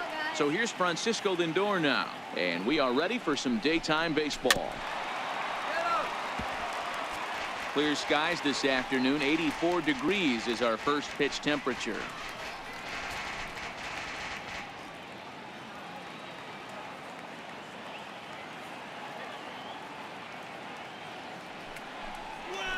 Grounded to the right. And that is through into right field for a single. He had him on the ropes right there. Count leverage, 2 strikes against the batter. He's going to have to put that in the memory bank because that guy made a nice 2-strike approach right there. Made a nice 2-strike adjustment. In now for Cleveland, Jason Kipnis. Go ahead run at first. Nobody out.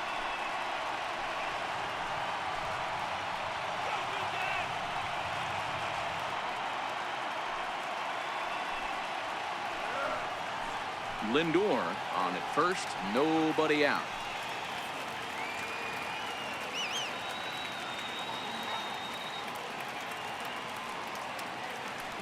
Off and running is Lindor. A swing and a shot hit down the corner. And that's going to wind up hooking just a bit foul, so a missed opportunity there.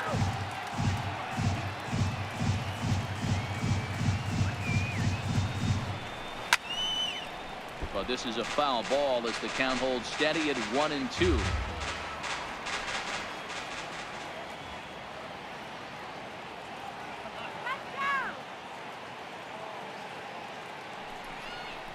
Fastball called, strike 3, and there's the first out of the inning. Now a moment here for the Indians starting lineup. Dan Plesac, who you focused on?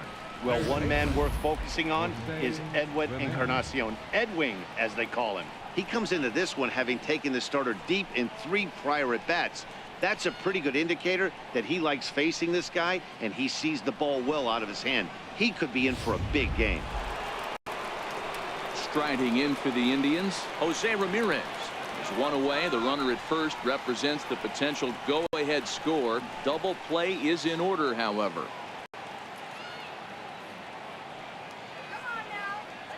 Even at a ball and a strike, here's the pitch. Hit hard on the ground to short, and that's through for a hit. And with that, the go-ahead runs up to second now with only 1 away.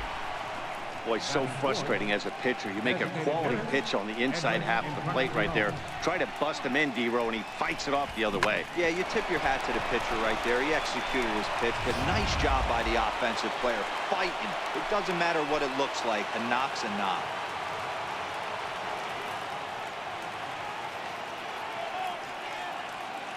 Standing in now, Edwin Encarnacion.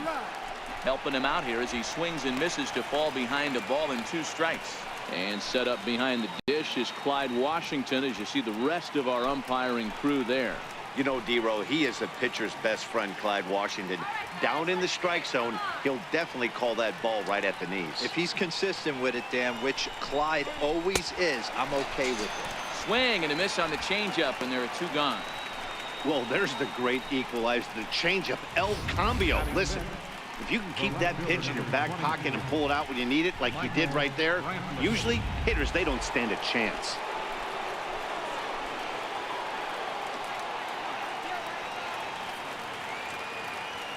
Stepping in now, Michael Brantley to first. And the 2-out threat will not come to pass as the inning is over. Indians strand a couple.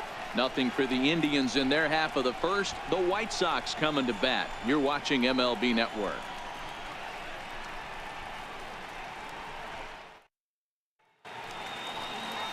Corey Kluber gets the starting assignment for the Tribe in this one. What do we need to know here, Danny? On comes former Cy Young Award winner Corey Kluber. Might have the best right-handed breaking ball in baseball. Great velocity, too, 94 to 96. And he'll throw that comebacker that he'll start at a left-hander's hip and bring it back over home plate. Big overhand breaking curveball. Not a true curveball, more of a slurve, but it's nasty. Does have a changeup. If he has all three of his pitches, he's nearly impossible to center. Here it comes, the 3-0. And he takes ball 4. So the leadoff man is on here in the home half of the first in a scoreless ball game. Batting second baseman. Next to bat will be the Cuban import, Yoan Moncada. Lifetime against Corey Kluber. He's 0 for 9.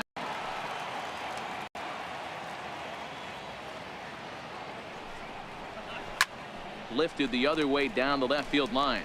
After it is Brantley. And he makes the catch in the corner. Time now to check the starting lineup card for the Chi Sox in this one. Thoughts, Dan? Who stands out?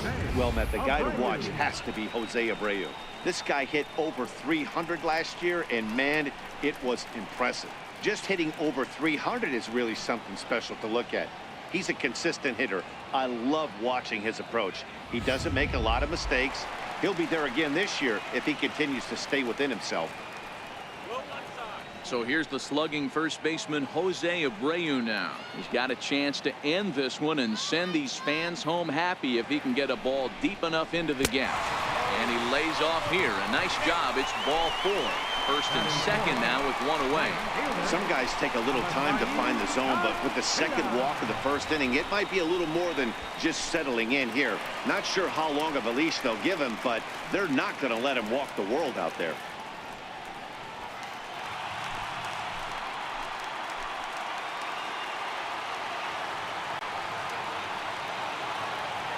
Pitch.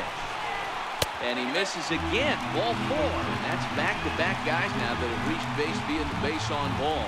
3 of those pitches were definitely out of the zone, but that last pitch looked pretty darn good to me. You're not usually going to get many favorable calls on 3-0, though. You have to earn that spot. Into the box, Wellington Castillo. And it's 2 balls and 2 strikes now. Well, he had big aspirations behind that swing. Pretty obvious he was trying to put 4 runs on the board in a hurry.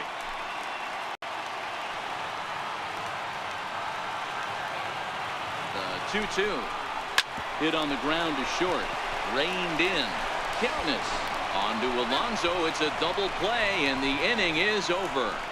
Just what the doctor ordered. He gets the double play to get him out of the inning. We're off to the second, scoreless on MLB Network.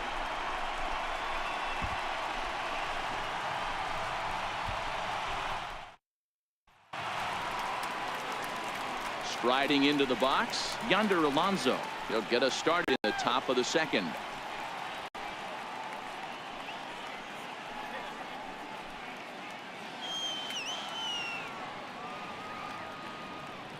The 3-1. Takes a strike for a full count now, 3-2.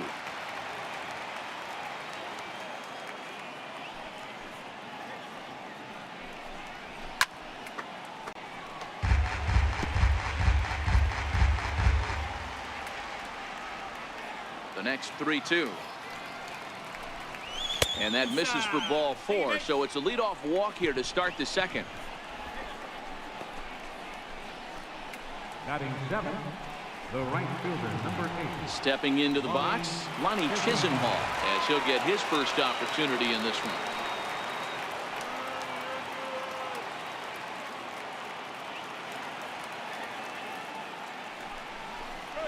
On the ground to second base. This could be 2. The second for 1. Back to first, and Chisenhall is retired as well. It's a double play.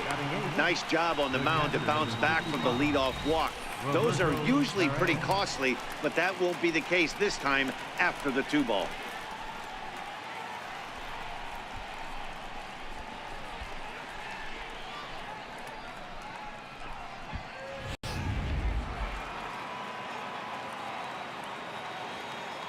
In now, Roberto Perez. And he'll lay off the curveball that's in the dirt that time, and it's back to even now at 2-2. This ball's in the air now, out to right field. Garcia will reach out with one hand to make the catch on the move, and that ends the inning. Indians fail to score. We'll go to the bottom of the second. No score.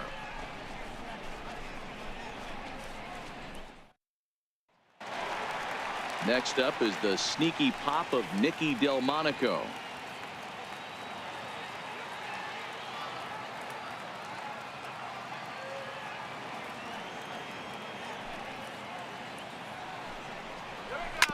Hot shot down the line, but a foul ball. 1-2 the count now. Looking for the strikeout. Here's the 1-2. And he'll try to get him fishing there, but he won't offer in the dirt, and it's back to even at 2-2. And a good sinker there gets him swinging for the first out. Here's how the Indians are setting up on D. And let me tell you about first baseman Yonder Alonso. The bat plays, we get it. He's there for offense. But don't sleep on the defense as well. He's battled his injuries, but he's out there going to the post, making picks and bailing out his boys in the infield.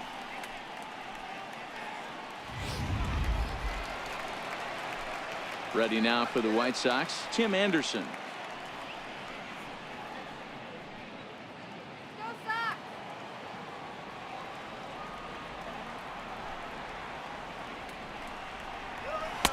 Takes that one a little bit low. 3 balls and a strike now.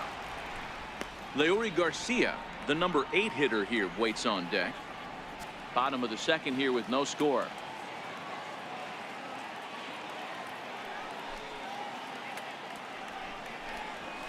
And a full count now, 3-2.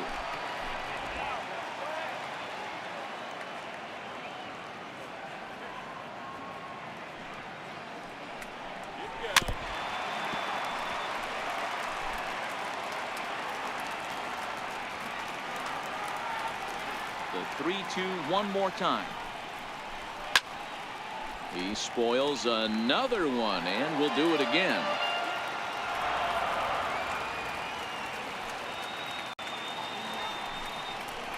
And he looks at one that misses, and that's an excellent job of making his man throw a lot of pitches as he toughs out a walk.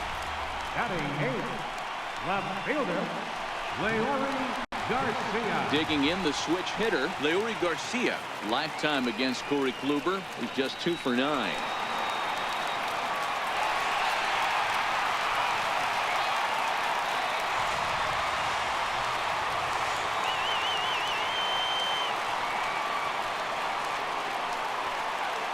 Here now the 2-2. Lifted the other way down the left field line. And that will end up a foul ball.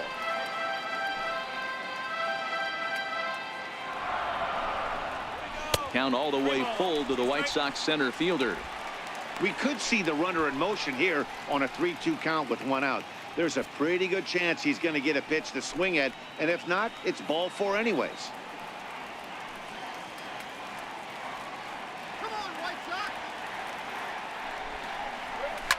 Slapped hard the opposite way, and a base hit as the White Sox pick up their first knock of the ball game.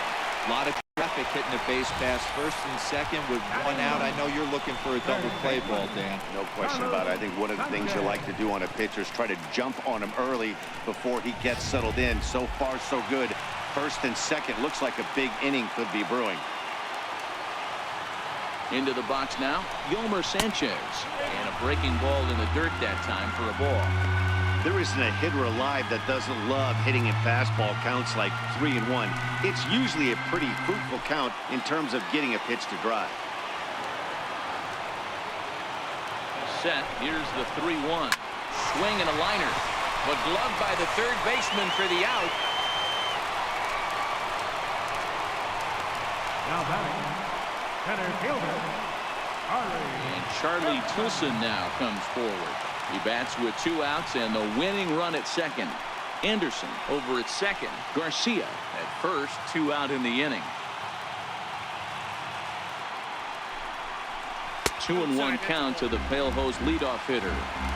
Well, I know the last thing he wants to do is load the bases right here, so the pressure is on right now to get back in the strike zone.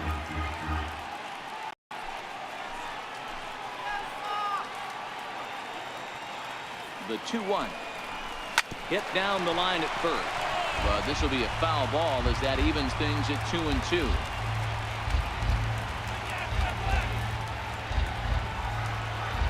The 2-2. Again, he sends it out of play. Already 24 pitches to this point in the inning.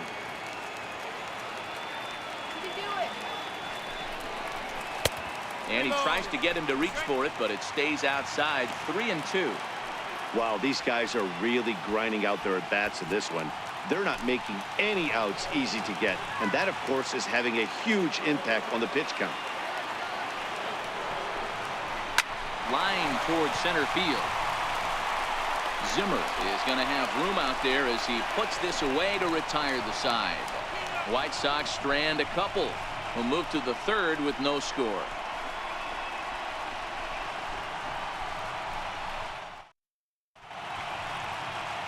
Back at Guaranteed Rate Field on the south side as we get a nice look at the Chicago skyline from above the shores of Lake Michigan. Digging in, Bradley Zimmer.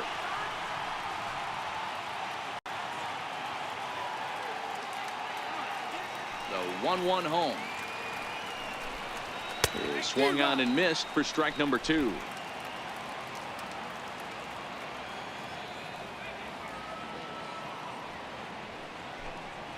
Two balls and 2 strikes to Bradley Zimmer.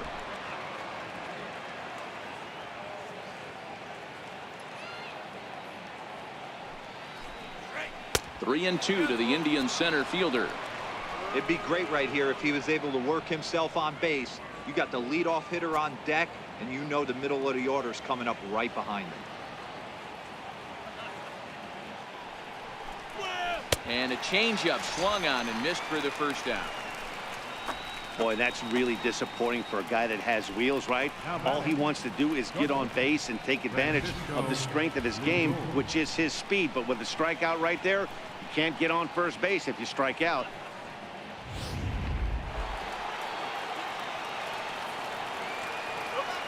Stepping in now, Francisco Lindor.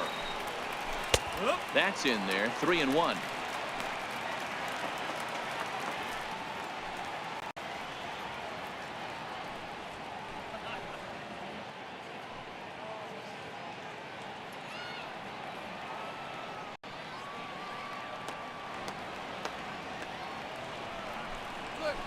And this will be nowhere close as his control deserts him here. It's a 5-pitch walk.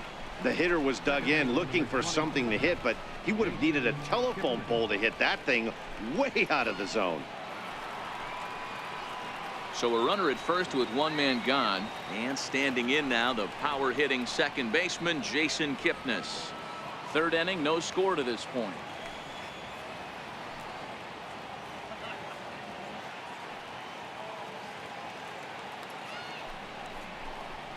Breaking pitch, and this bounces in front of the catcher.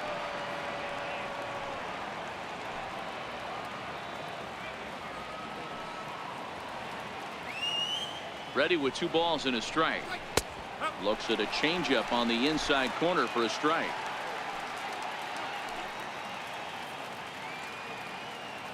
Come on, let's get me out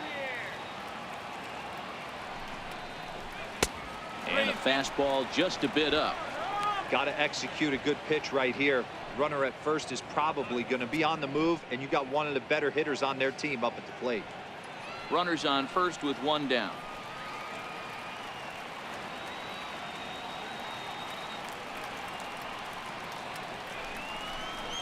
Fastball, strike 3 called as he couldn't pull the trigger, and there are 2 away.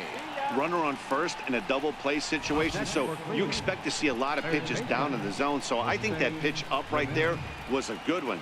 Obviously the double play is more efficient, but you're always going to take a K when you're on the mound.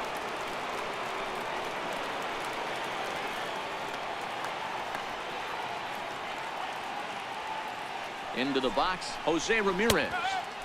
And he comes back with a fastball, 1-2 now. You know, if I'm the hitter right here, I'm like, okay, you want to come get some early in the count? I was about to wait you out, but now game on. 2 out with the man at first.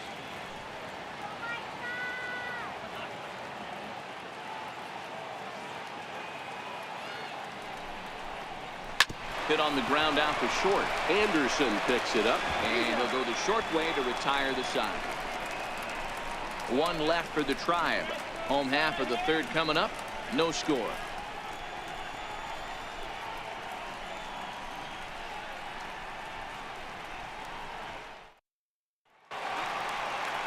Next to bat will be the Cuban import, Yoan Moncada.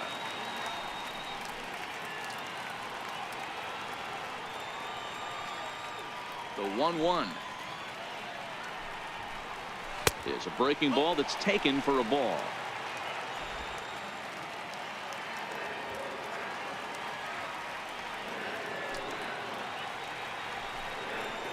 Three balls and a strike to the Chicago leadoff hitter.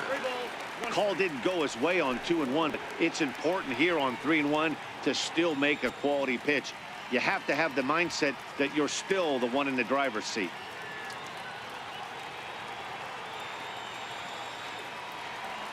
Into his motion. Here comes the 3-1.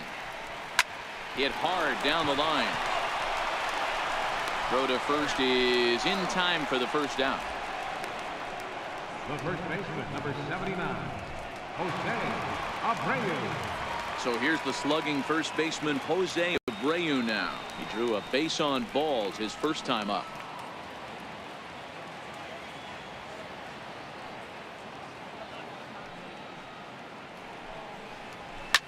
Hit on the ground to third. Throw gets him, 2 down. Now batting, right fielder, Avisail. So here is Avisail Garcia. Reached base via the walk in his first plate appearance.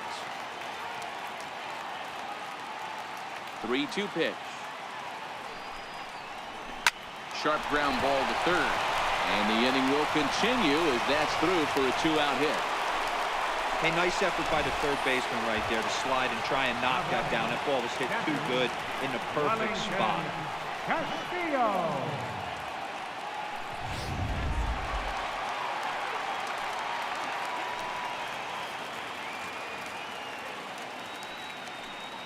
Standing in now, Wellington Castillo. Swinging a ground ball to third. And that finds its way through for a base hit. Throw comes in quickly, but the winning run is in scoring position now with 2 away. Hey, after back-to-back 2-out hits right now, this pitcher thought he was going to cruise through this inning, and now he's got traffic, and he's in jeopardy with a ball in the gap or a ball missed over the heart of the plate, a crooked number going on the board. Bounce to first. Alonso is there, and he'll step on the bag himself, and the inning is over. White Sox strand a couple. We'll head to the 4th, still scoreless.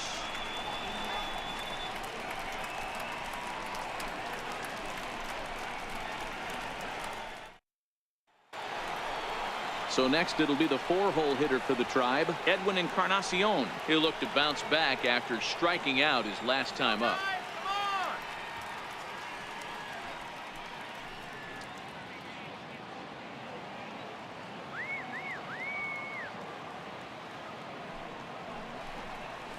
And he'll come back with 1 in the dirt as the count moves to 2-1 now.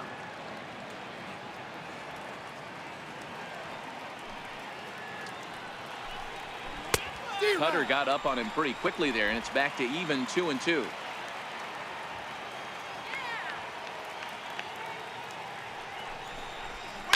Hit hard down the right field line, but foul. The 2-2 one more time. Hard liner to center field, and he is going to have extra bases to start the 4th.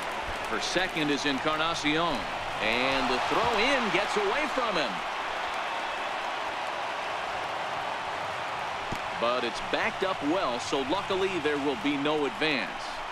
As we take a look at the replay here, you can see that it was a hanging changeup. Nice job of staying back on it, and he's able to tattoo it for a double. And you know, if that pitch would have supplied more velocity, it might have been out of here. He hit it right on the screws. Here's Michael Brantley, and he'll hit with a chance to push across the game's first run. Yeah, great RBI opportunity here, but at the very least, he needs to find a way to advance that runner to third. Small things like that in a tight game can make a big difference.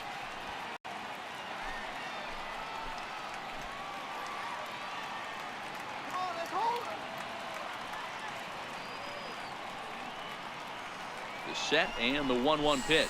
Breaking ball. That's in the dirt as he takes a ball.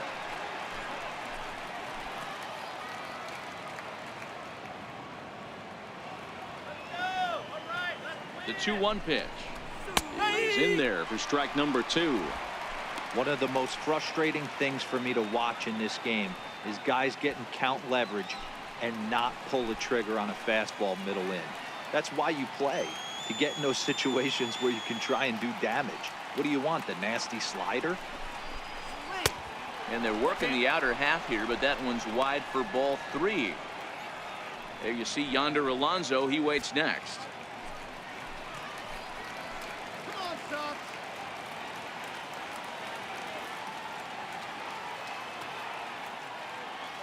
He's set. Here's the 3-2, and it's fouled away.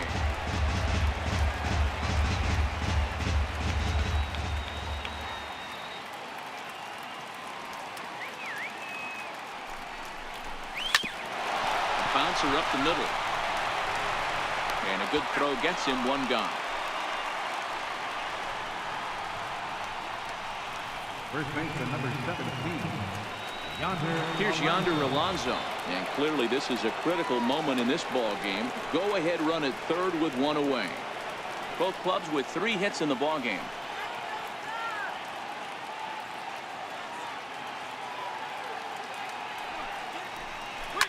High in the air down the right field line. He'll run this down in foul territory, and here comes the runner from third. And he will score on the sacrifice fly as he's in with our first tally of the ball game. This has pretty much been a pitcher's duel so far, so any way you can score a run, in a sac fly right there brings home the first run of the game here in the middle innings. Lonnie Chisenhall will stand in. Bases empty and 2 gone following the sacrifice fly.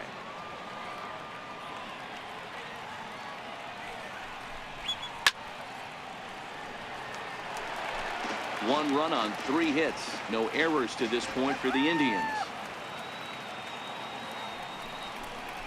And this one misses here. A close pitch on 3-2, but Clyde Washington rules it ball 4. Up next for Cleveland, catcher Roberto Perez. Riding in once again, Roberto Perez.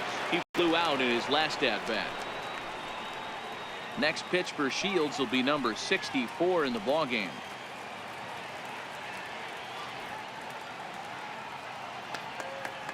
1-1. Here it comes.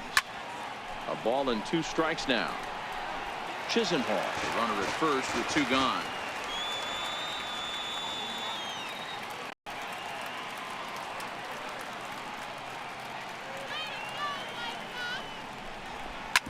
This one's down to third.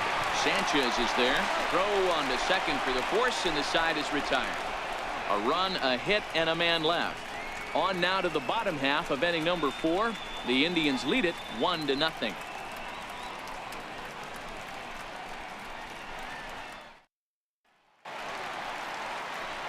Stepping up now, Tim Anderson. He drew a base on balls his first time up.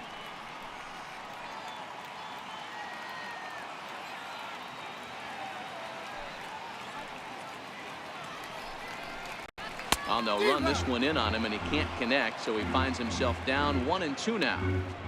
Oh, man, he just tied him up in knots right there.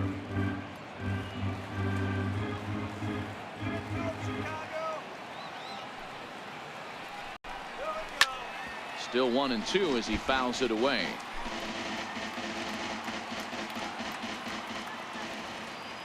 Again, a 1-2. Liner towards second, but this will be gloved out there at second as he didn't have far to go for the out. Up next for Chicago, left fielder, Leori. Now at the plate, Leori Garcia, a base hit in his first trip. No runs, 3 hits, and no errors so far for the White Sox.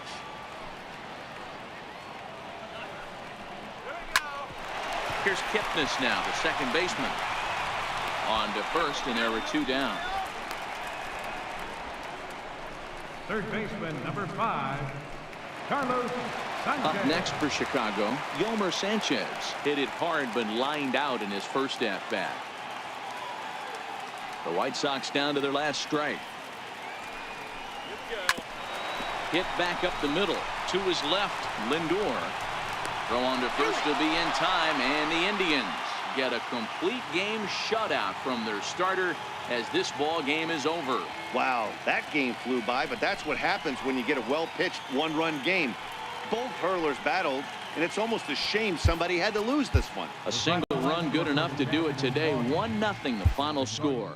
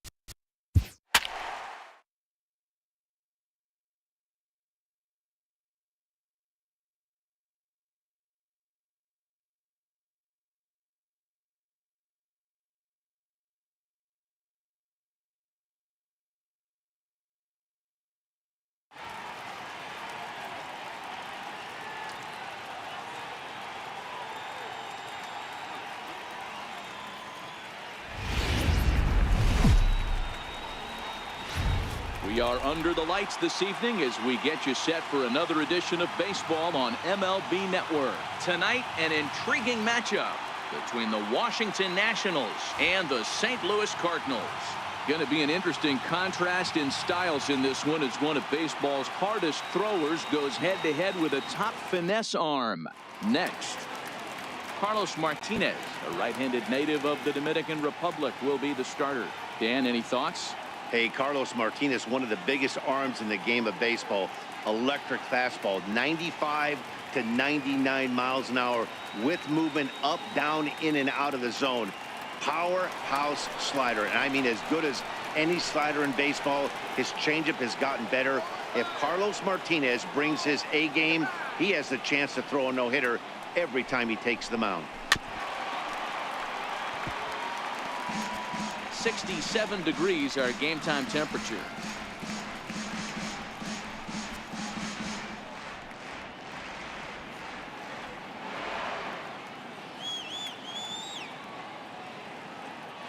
Ready with another 2-2. Just a bit high that time as he misses for a ball.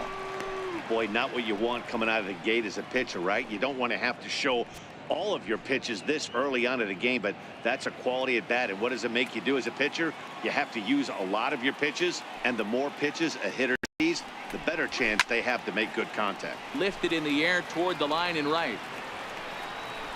And foul. You pull a fastball like that, you got to tell yourself to slow it down a little bit, play more gap to gap, and keep that front shoulder square, pointed towards the pitcher. That'll keep everything on plane.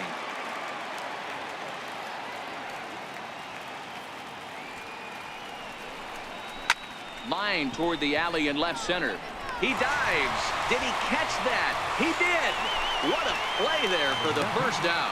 Boy, that would look like a cinch extra base hit off the bat, but a terrific diving catch in left center field.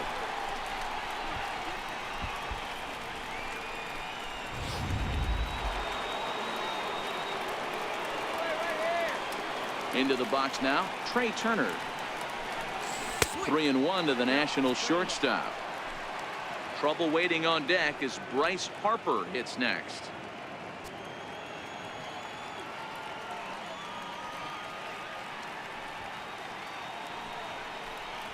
Swing and a liner. And that finds some outfield grass. It's a base hit. You think there's any justice in the game? Watch those two at bats. Both of them hit on the absolute screws. One's right at one guy, and then one's a single. Go figure.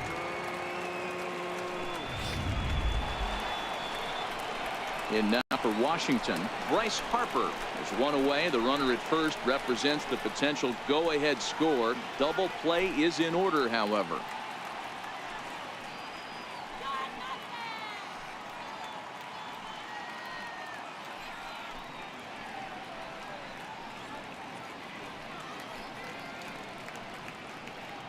Turner, base runner at first with one out. Now a throw over to first. Runner back safely. Put him away. Full count here. Here comes the pitch. Hard liner to center field. Pham is there to put it away, and the runner will be forced to retreat back to first. And here's how the Nats line up in this one. Who stands out to you, Danny? Yeah, Matt, I'm really excited to see what Ryan Zimmerman has in store. This guy hit over 300 last year, and man, it was impressive. Just hitting over 300 is really something special to look at. He's a consistent hitter. I love watching his approach. He doesn't make a lot of mistakes. He'll be there again this year if he continues to stay within himself. In now is Anthony Rendon. There are two gone and the possible go-ahead run at first. Ready with the 1-1 pitch. That's ball two. And the changeup is way low that time.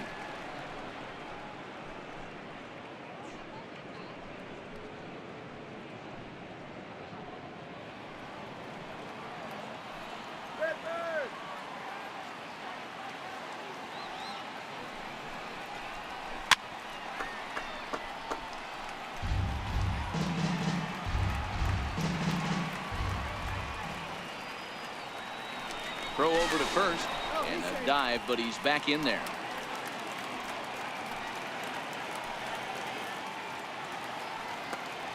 Two-two. Here it is. Throws in on strike three for the final out of the inning. Nationals leave one. Now the Cardinals will see what they can do. No score.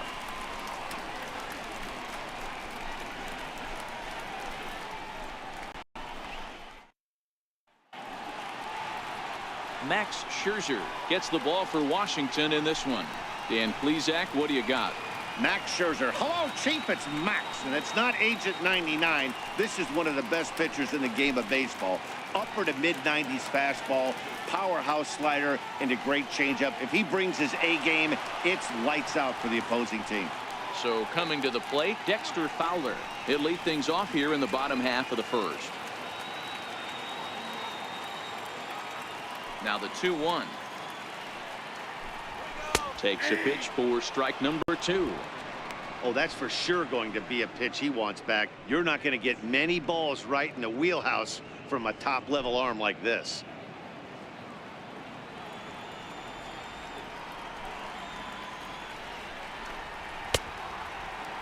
And he tried to hold up that time. We'll get an appeal down to third, and no swing. It's ball three. Something has to give. Here's the payoff pitch. This is hit high in the air out toward left center. Eaton is under it. He's got it one away.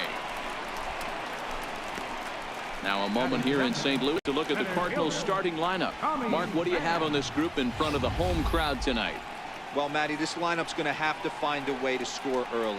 Get this pitcher uncomfortable. Stay on the attack. Get into the bullpen. That's the name of the game. They let this guy settle in. He'll breeze through 7 strong.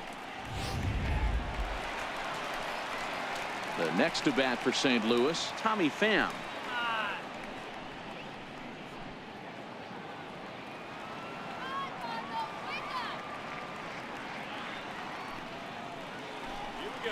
And they'll try to bounce a curveball on 0-2, but he holds back. It's 1-2 now.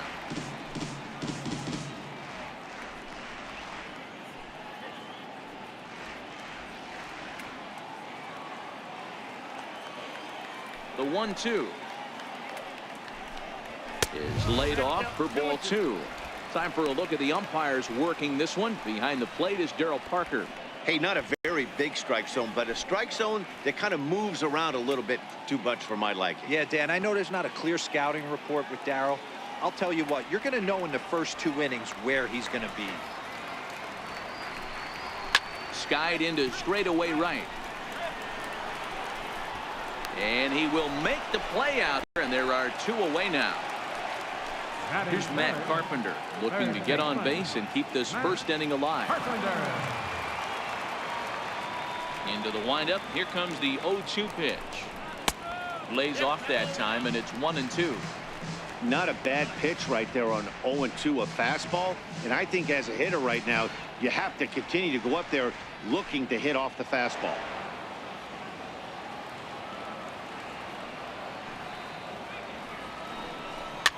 Fouled away.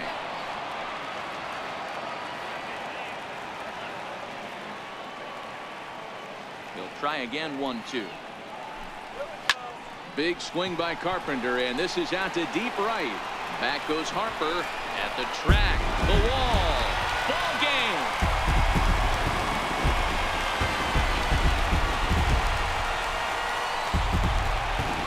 A solo shot here to straightaway right field. And none bigger than that one as this ball game is over.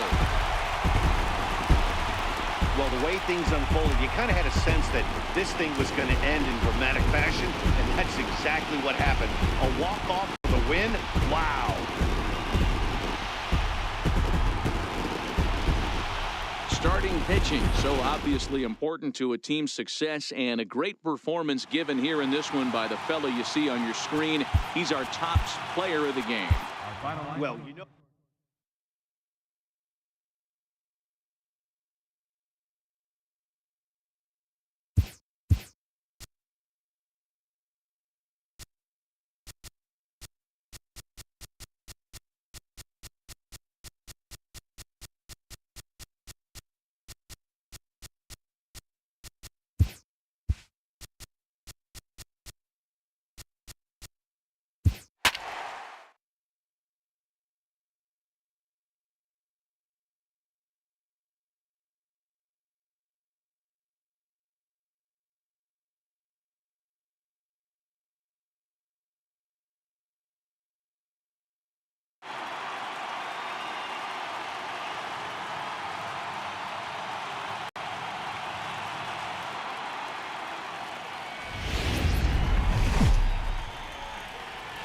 MLB Network's coverage of Major League Baseball is on the air. Should be a good one here this afternoon between the Atlanta Braves and the Oakland A's.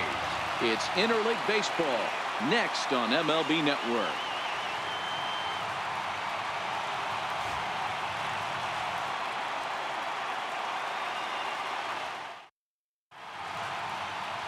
Sean Manaea, a lefty from Indiana, is on the mound here. What do you have for us on him, Danny? Hey, on the mound now is Sean Manaea, the pride and joy of Indiana State University. Low three-quarter arm angle. He reminds me a lot of former Met pitcher Sid Fernandez. Mid to upper 90s fastball, a true slurve. He also has a straight changeup and a funky arm angle. He's really tough on lefties. At the plate, Ender Inciarte. He will lead this one off today. Ground ball sent back up the middle. Lowry's got it, and he will whip this one over to first in time for the out. And now here's the starting 9 for the visiting Atlanta Braves. Who's the one to watch, Dan? Well, I really appreciate the tenacity that Ender Inciarte plays with. This guy hit over 300 last year, and man, it was impressive. Just hitting over 300 is really something special to look at. He's a consistent hitter. I love watching his approach. He doesn't make a lot of mistakes. He'll be there again this year if he continues to stay within himself.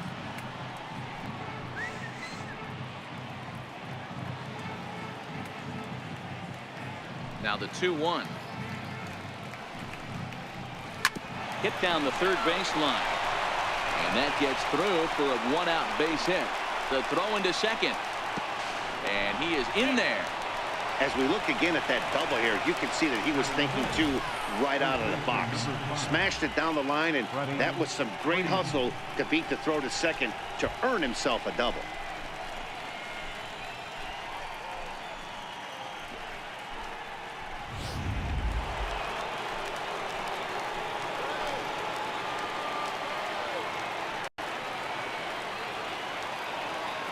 In now, Freddie Freeman. Did a good job to shorten up and protect the plate, and he'll have another shot at it here.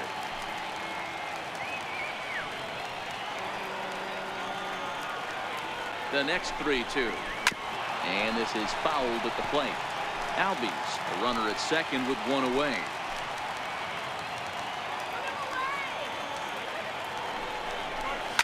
And this is lined right back up the middle. And that's through into center field. Base hit. And the run will score as the Braves strike first to lead it 1-0. Boy, what a battle there, Dero. Several pitch at bat right there. He threw everything but the kitchen sink, and he was still able to get an RBI base hit. And Dan, I can't tell you, the longer the ABs go, usually, I'll tell you, you get in that swing mode where if he throws the rosin bag, you're pulling the trigger on it. Wait for him to settle in his zone and not come outside of it and end up getting a knock. Into the box, Tyler Flowers. Oh, and he can't catch up to the fastball as he swings and misses for the second out. This is why it's so hard to be successful as a hitter when you fall behind in the count 1-2. You're probably expecting some sort of off-speed pitches, but when the pitcher offers up a good hard fastball, it's pretty hard to adjust and catch up to it. Swing and a liner. Throw to first will get him easily, and the side is retired. Braves get a couple of hits here in plate one. We'll move on to the bottom half of inning number 1. It's the Braves 1 and the A's 0.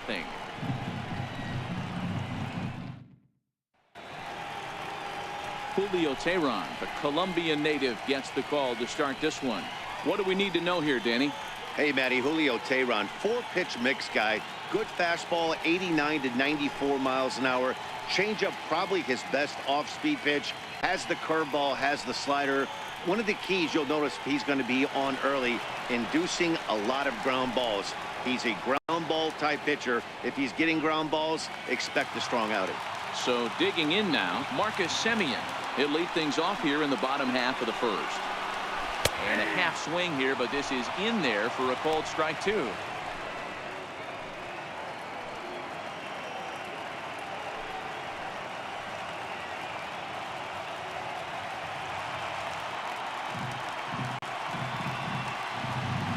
The 1-2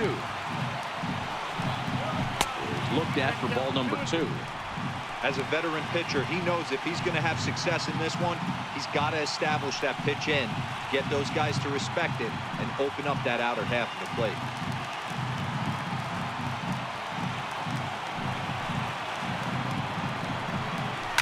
And he fouls this one off.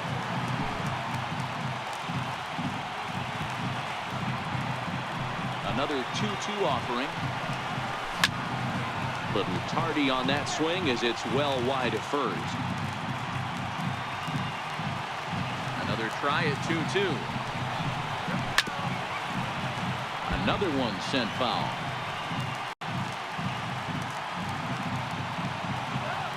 Two and 2 count. Here it comes. And he'll finally just wear him down as this one swung on and missed for the first out. Time now for a glance at Bob Melvin's A's starting lineup. Danny, who stands out to you? Well, you better look out for that cleanup spot. He's truly one of the great power hitters in the game. I love watching him, and he's got elite power. That's the kind of power that he can hit it over the light towers, and he can hit home runs that will show up on show track and everything else. So anytime he steps into the box, he's exciting to watch. Here's Matt Joyce now. Career numbers against Julio Teheran. He's 0 for 4.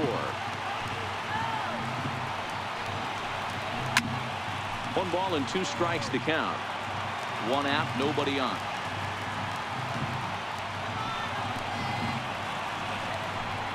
And that is swung on and missed, and things are starting to look bleak here for the home 9. There are 2 away now.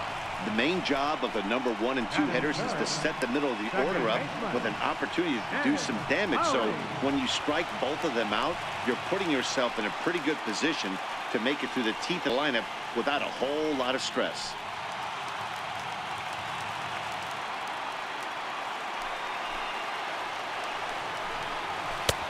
No offer on that one. 2 balls and a strike. And there are the umpires working this one. Calling balls and strikes is Mr. Patrick Johnson. You know, D-Roll, Patty Johnson, decent strike zone, but isn't always super consistent. I think that's one of the things that irritates players and pitchers. Yeah, you're going to see a few glares, not only from the offensive guys, but maybe the guy on the mound as well. He needs to be a little bit more consistent. He brings it in, and the Braves get a complete game shutout from their starter as this ball game is over. Wow, that's a rarity. A 1-0 game in baseball these days. Both of these pitchers pitched awfully well. It's a shame one of them had to lose this game. A single run good enough to do it today. 1-0 the final score. Atlanta scored in every single inning on the way to victory. Julio Teheran gets the W on the mound. Sean Mann.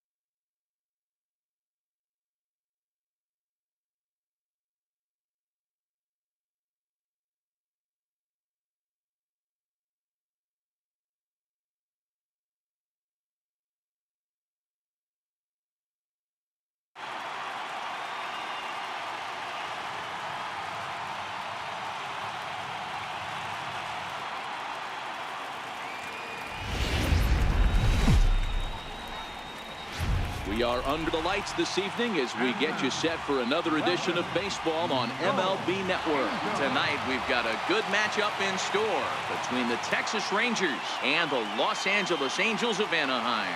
Major League Baseball on MLB Network is next.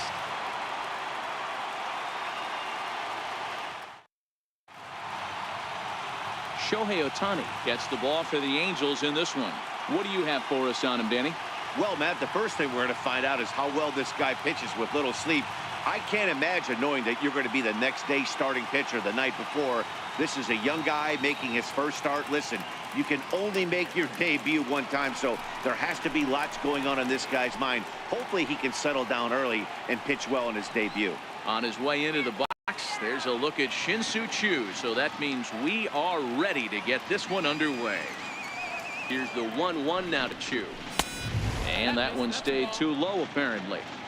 Temperature here at game time, 61 degrees.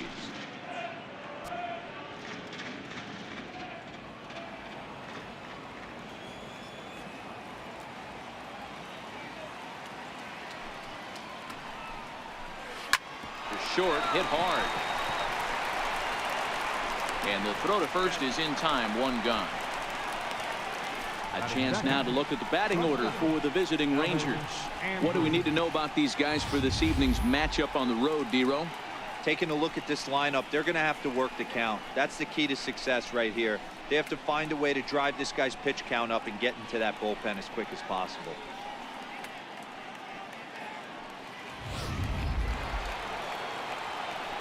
Up next for the Rangers, Elvis Andrus.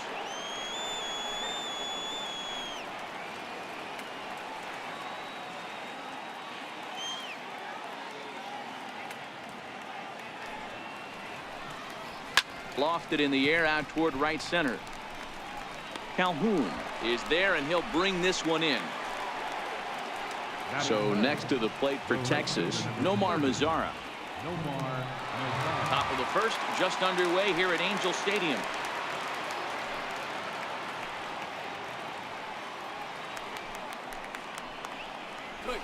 Two and two.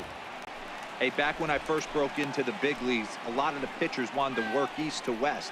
Now, with such an uptick in velocity, these guys are working north-south. That's just a great elevated fastball with serious velocity on it. The 2-2 is swung on and missed, strike 3. Rangers set down in order. Nothing for the Rangers early on. The Angels step up to the plate next on MLB Network.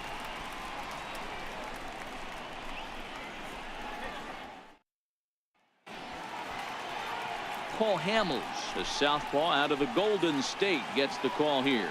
Dan, any thoughts? Cole Hamels, one of the top left-handed pitchers in the game of baseball. Early on in his career with the Philadelphia Phillies, was really almost the ace of those really good Philadelphia Philly teams. His best pitch, the straight changeup.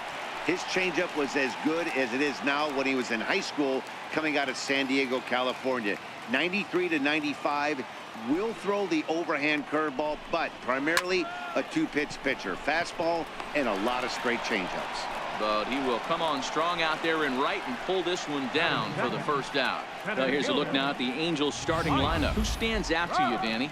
Well, you always have to beware of Mike Trout. This guy hit over 300 last year, and man, it was impressive. Just hitting over 300 is really something special to look at. He's a consistent hitter. I love watching his approach. He doesn't make a lot of mistakes. He'll be there again this year if he continues to stay within himself.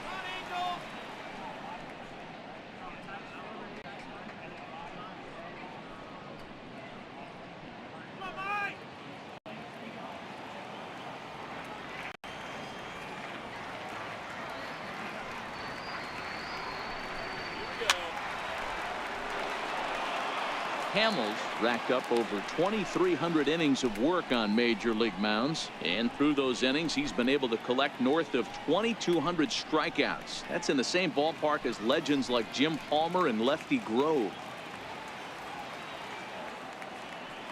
He'll try it again, 3-2. Neither guy willing to give in, and the at-bat will continue.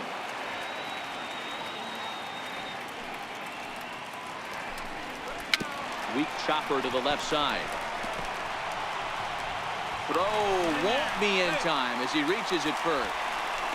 Hey, that's great hustle right there out of the box. Not everybody's getting it right out of the chute from step one, but I have to ask you, Dan, how frustrating executing a pitch and there's an infield knock. It is, D-Roy, and you can read that right off the bat as a pitcher. You can read the angle. You know that that ball is going to be hit on the ground, and you're thinking deep down inside, okay, there's a quick out, and it just wasn't meant to be. Stepping in now, Justin Upton. A drive to left. Get out of here. Get out of here. Gone. They win it. Santa Maria.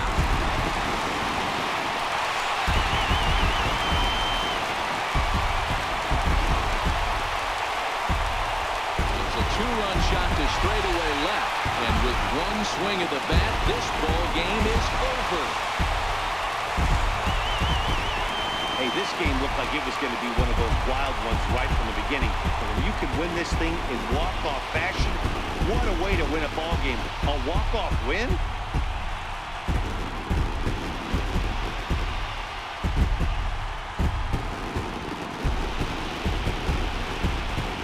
And fellas, a very strong performance on the mound by the guy you see there. A worthy recipient, no doubt, of our Topps Player of the Game award. Yeah, no need to offer any debate.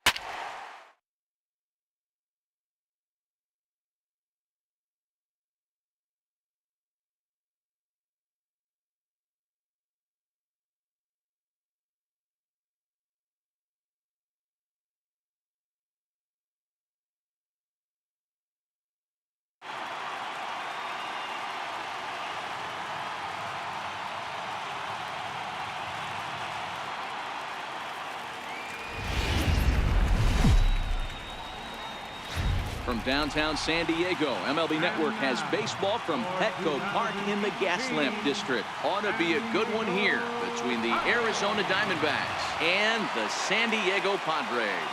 It's baseball on MLB Network, and it's coming up next.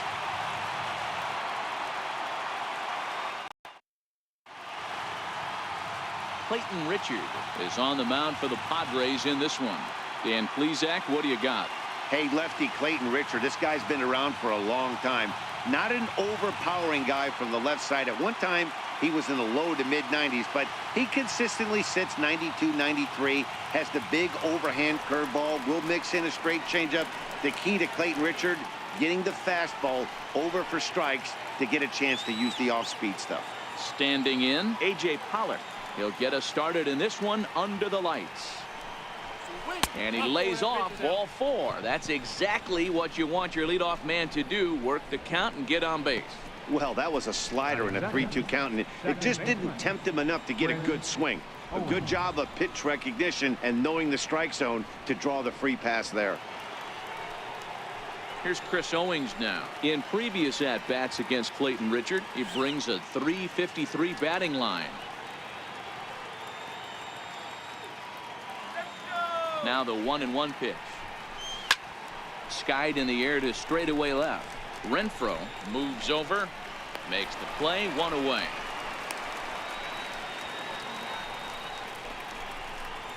With that, the batting order for the visiting Arizona Diamondbacks. Dan, who do we keep an eye on? Well, you've really got to be able to appreciate the incredible talent of Paul Goldschmidt. This guy won the National League Silver Slugger last year. You think about all the first basemen in the league that could swing the bat well and hit home runs, but he was at the top of the heap. I love watching him swing. Here's Paul Goldschmidt now. There's 1 away. The runner at first represents the potential go-ahead score. Double play is in order, however.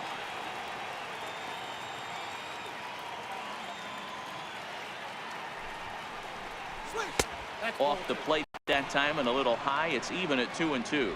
So let's take a peek at the officiating crew in this one. Behind the plate is Kenny Jansen. You know, Kenny Jansen, Dero, he's kind of hard to figure out. Doesn't give a lot on the edges. He'll make you bring the ball into that plate. Yeah, Dan, Kenny Jansen is definitely consistent, and he'll reward pitchers around the knees. But on the edges right there, sometimes it's hit or miss. Fastball misses in the dirt as he tried to get him to chase the low one.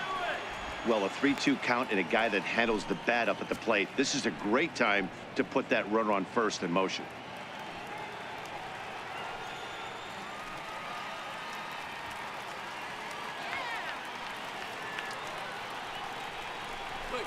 Ground ball right side. Fielded cleanly by Hosmer. Galvis onto the pitcher covering, and it's in time. A double play, and the inning is over. Nothing across here this half of the inning. And now the Padres get their first opportunity in a scoreless ball game. Zach Greinke will be the one towing the rubber for the Diamondbacks. Dan Plesac, what's the word on him? Zach Greinke, one of the most complete pitchers in the game of baseball. 4-pitch mix. I don't think anybody commands the fastball as well as Zach Greinke. Up, down, in and out. He can dot the fastball. Good curveball, good change. Has the slider that he'll throw to both righties and lefties. If Zach Greinke brings his A game, he can shut anybody down. Digging in, Manuel Margot. He'll lead things off here in the bottom half of the first. This is hit high in the air out toward left center. Pollock giving chase. He gets to it and makes the catch for the first out.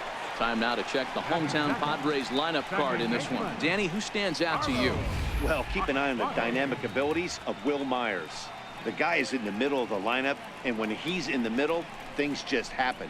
Guys in front of him get on, he drives them in, and if not, he has the ability to get things started and set the guys up behind him. He's a force.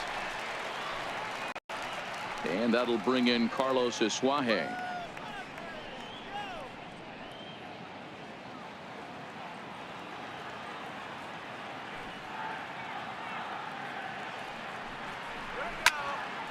He stays alive, still 2-2.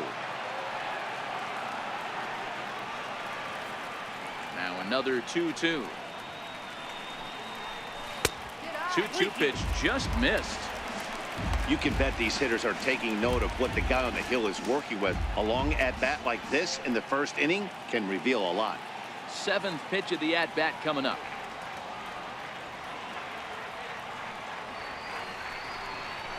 Grounder down the line at third. But this will get foul, so they'll do it again. 3-2. The 3-2 one more time. He's offered at and missed. He chased it for strike 3. One thing to know is not all strikeouts are created equal. Right there, he goes down on strikes, but he really made that guy on the mound work for it. And when you're doing that in the first inning, it can have an effect on how deep he's going to be able to go into this start. There's a big difference between that and going down on 3 or 4 pitches. Next to the plate for the Padres, Will Myers. He'll get to take his first cuts here.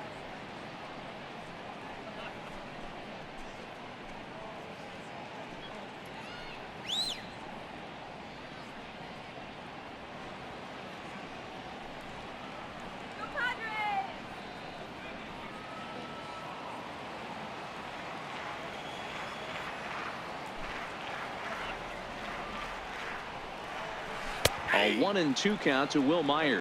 1 ball, 2 strikes.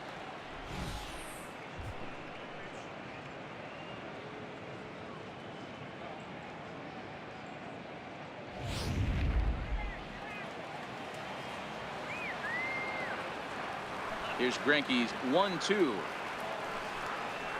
Got him swinging, and that will end the inning. An inning in the books, scoreless on MLB Network. Jake Lamb standing in now. They'll get us started in the top of the 2nd.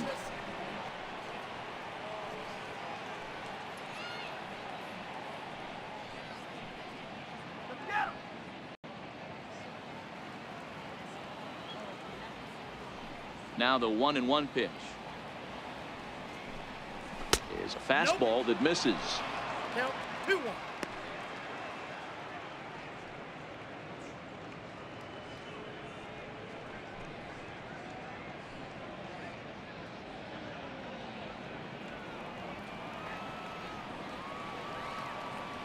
The 2-1 home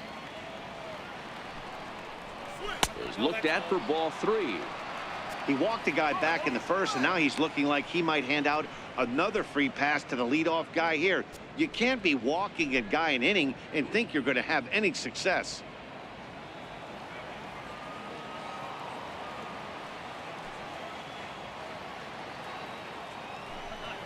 And that misses for ball 4. So it's a leadoff walk here to start the 2nd.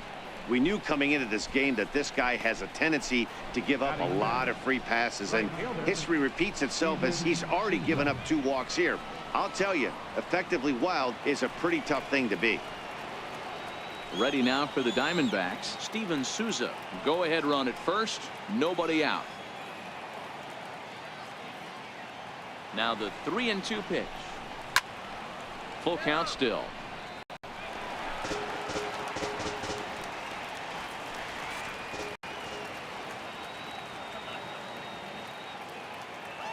Payoff pitch one more time. Popped him up. And he'll stay with it here as he puts the squeeze on it for out number 1. All right, guys, let's take a look at how the Pods line up on D. Guys, the person I want to focus on is Eric Hosmer. This guy is coming into his own from the offensive standpoint, but don't get it twisted. This is a Gold Glove first baseman that makes the game look easy on the defensive side.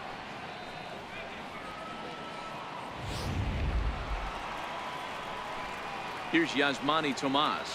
First swings for him in this one with a runner still at first and 1 gone.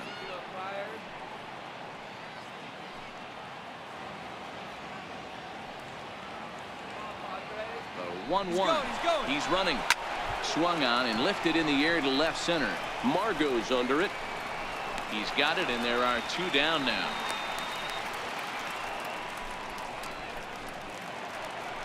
Up next for Arizona, Jeff Mathis. There are 2 gone and the possible go-ahead run at first.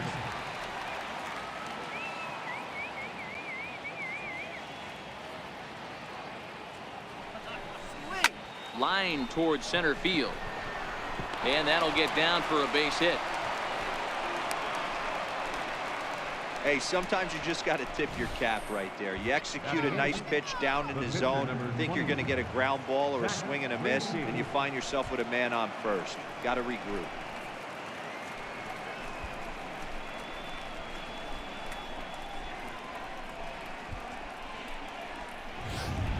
David Peralta will get the call here as he'll hit for the pitcher. Number 6, David Peralta. Lamb at second. Mathis on at first with 2 down.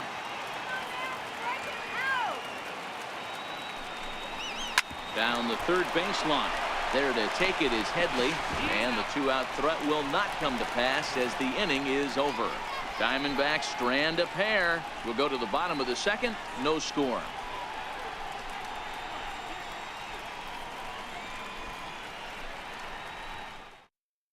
Randall Delgado, the 6'4" right-hander, comes in out of the bullpen to do the pitching. Randall Delgado.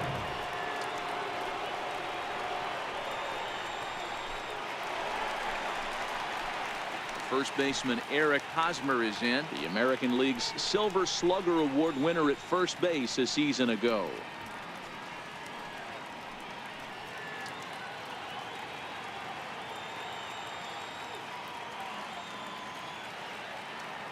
Now the 2-1 is looked at off the plate for a ball. Well, that sets up a big pitch right here, Matt, because you don't want to lose the leadoff guy in a scoreless game. It's tough to work around a leadoff walk.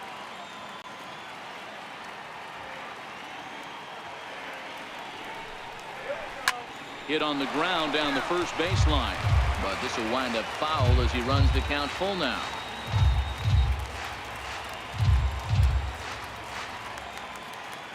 Now the 3-2 pitch. High in the air down the right field line. But this is just going to wind up being a foul ball. Another full count pitch home. Sent in the air out to straightaway center. Pollock has a read on it, and he hauls it in for the first out of the inning. Okay, here's how the Snakes are lining up defensively. And guys, in this one today, we get to watch Gold Glover at first base. Watch the way he manipulates the bag with his footwork. Watch the way he bails his teammates out with picking balls out of the dirt. Can't stress this guy's importance enough. Into the box now, Hunter Renfroe, as he'll get his first opportunity in this one.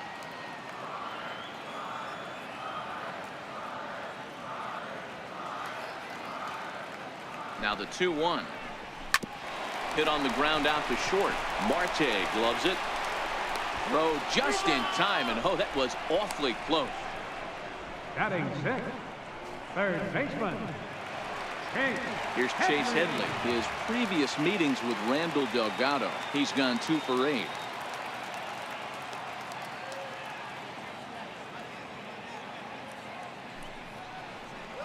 Two balls and a strike to Chase Headley.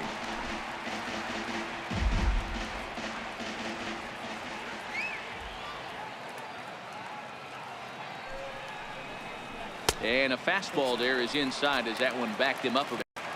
Most good pitchers know that they have to work inside and sometimes even come off the plate to keep hitters from getting comfortable up there. I think that was part of the intent with that last pitch.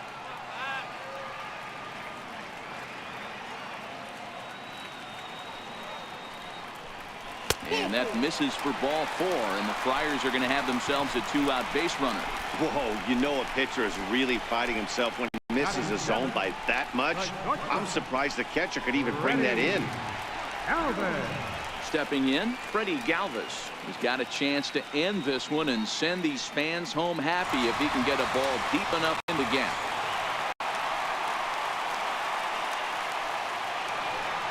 Bottom of the second here with no score.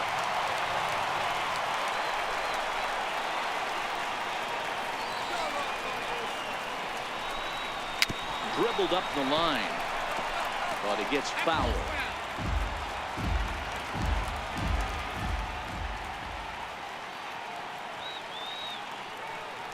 The 1-2 misses for the second ball.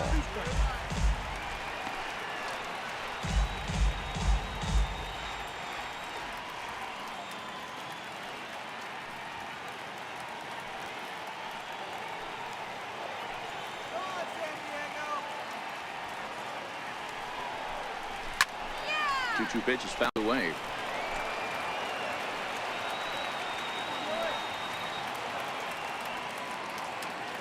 The 2-2 one more time.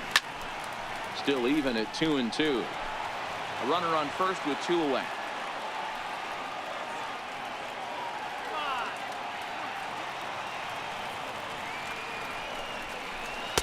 Outside and a full count, 3-2.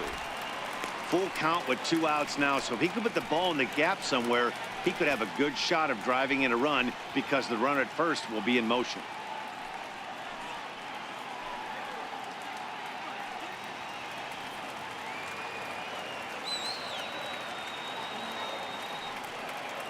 Now the 3-2 pitch. This is hit high in the air out toward left center.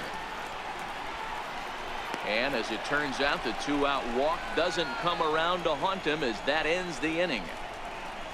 Some of our nation's young minds and future leaders here in attendance. Yikes. 2 complete, scoreless here on MLB Network.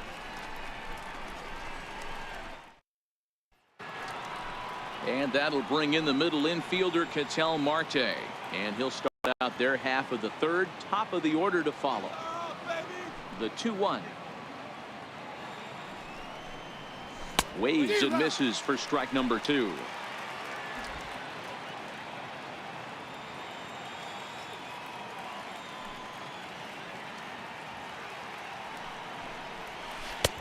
Won't commit on the slider. Good patience, and it's full 3-2.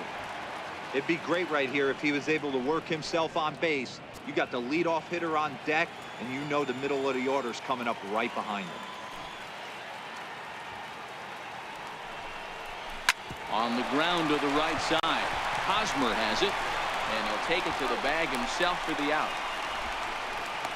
Center fielder, number 11, A.J. Pollard. Into the box, A.J. Pollard. He drew a walk his first time up. Third inning, no score to this point.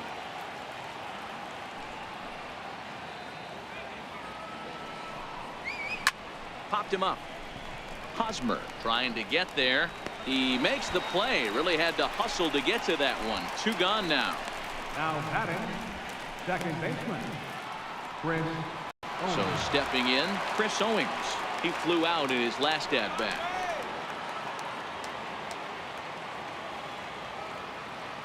Now the 2-1. Makes him swing and miss on a ball out of the zone for strike 2.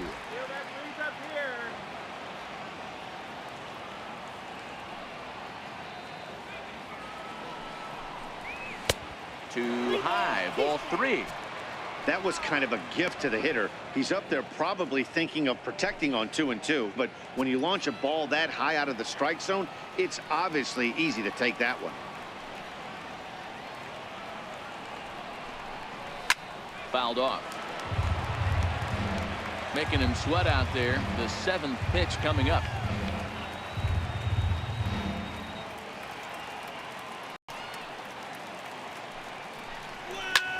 Pulled high in the air out to left field.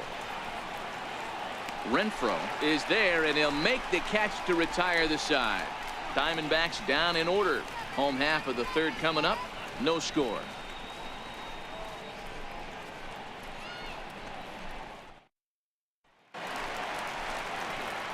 Now batting, Austin Hedges, as we move on to the bottom of inning number 3.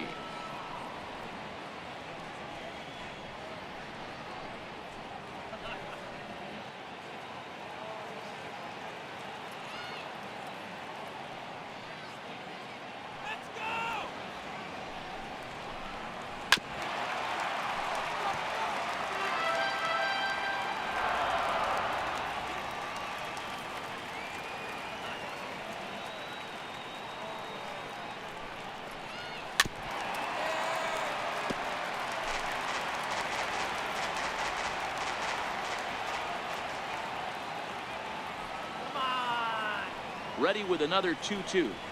And this will miss down low in the dirt, so he's working full now at 3-2. After multiple pitches were fouled off, it gets a little disappointing as a pitcher. So you think, say, I'm going to throw one way off the plate and see if he'll chase it. Didn't happen.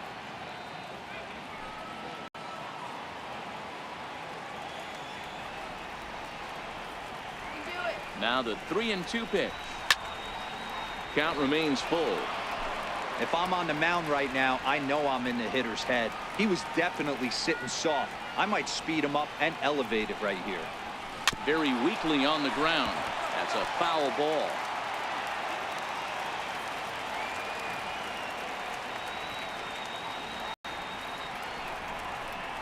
And good patience exercised as he works out the walk to lead off the home half of the third.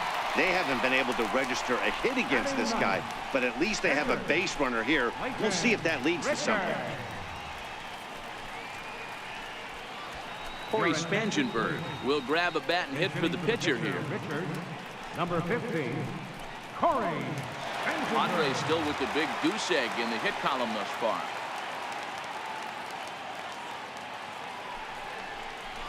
This is skied into short left center.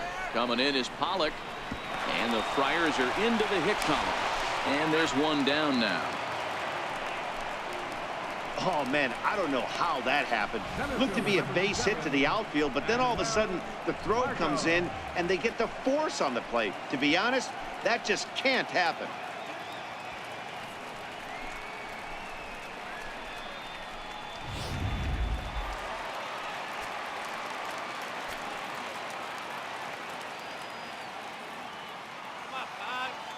Into the box now. Manuel Margot in there. Now the throw. 1 ball, 2 strikes. Is going to be far too late. That's a stolen base.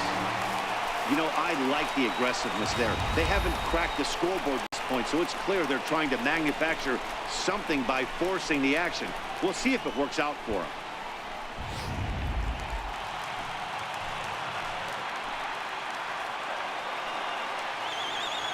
The 1-2.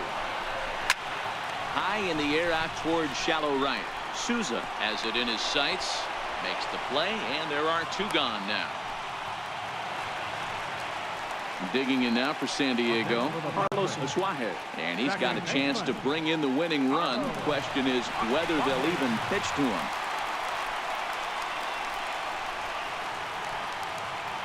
The 1-2.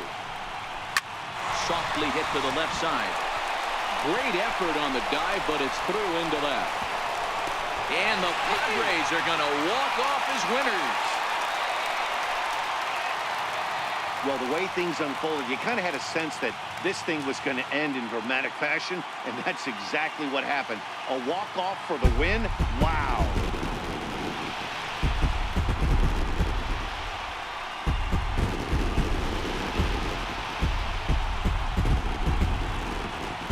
And guys, the Padres were led to victory by the excellent start turned in by this man, Clayton Richard. Don't put that card in your bicycle spokes. He's our top player of the game. Yeah, I thought he pitched really well. He wasn't necessarily dominant, but turned in a good, solid effort and definitely was a factor in the win here.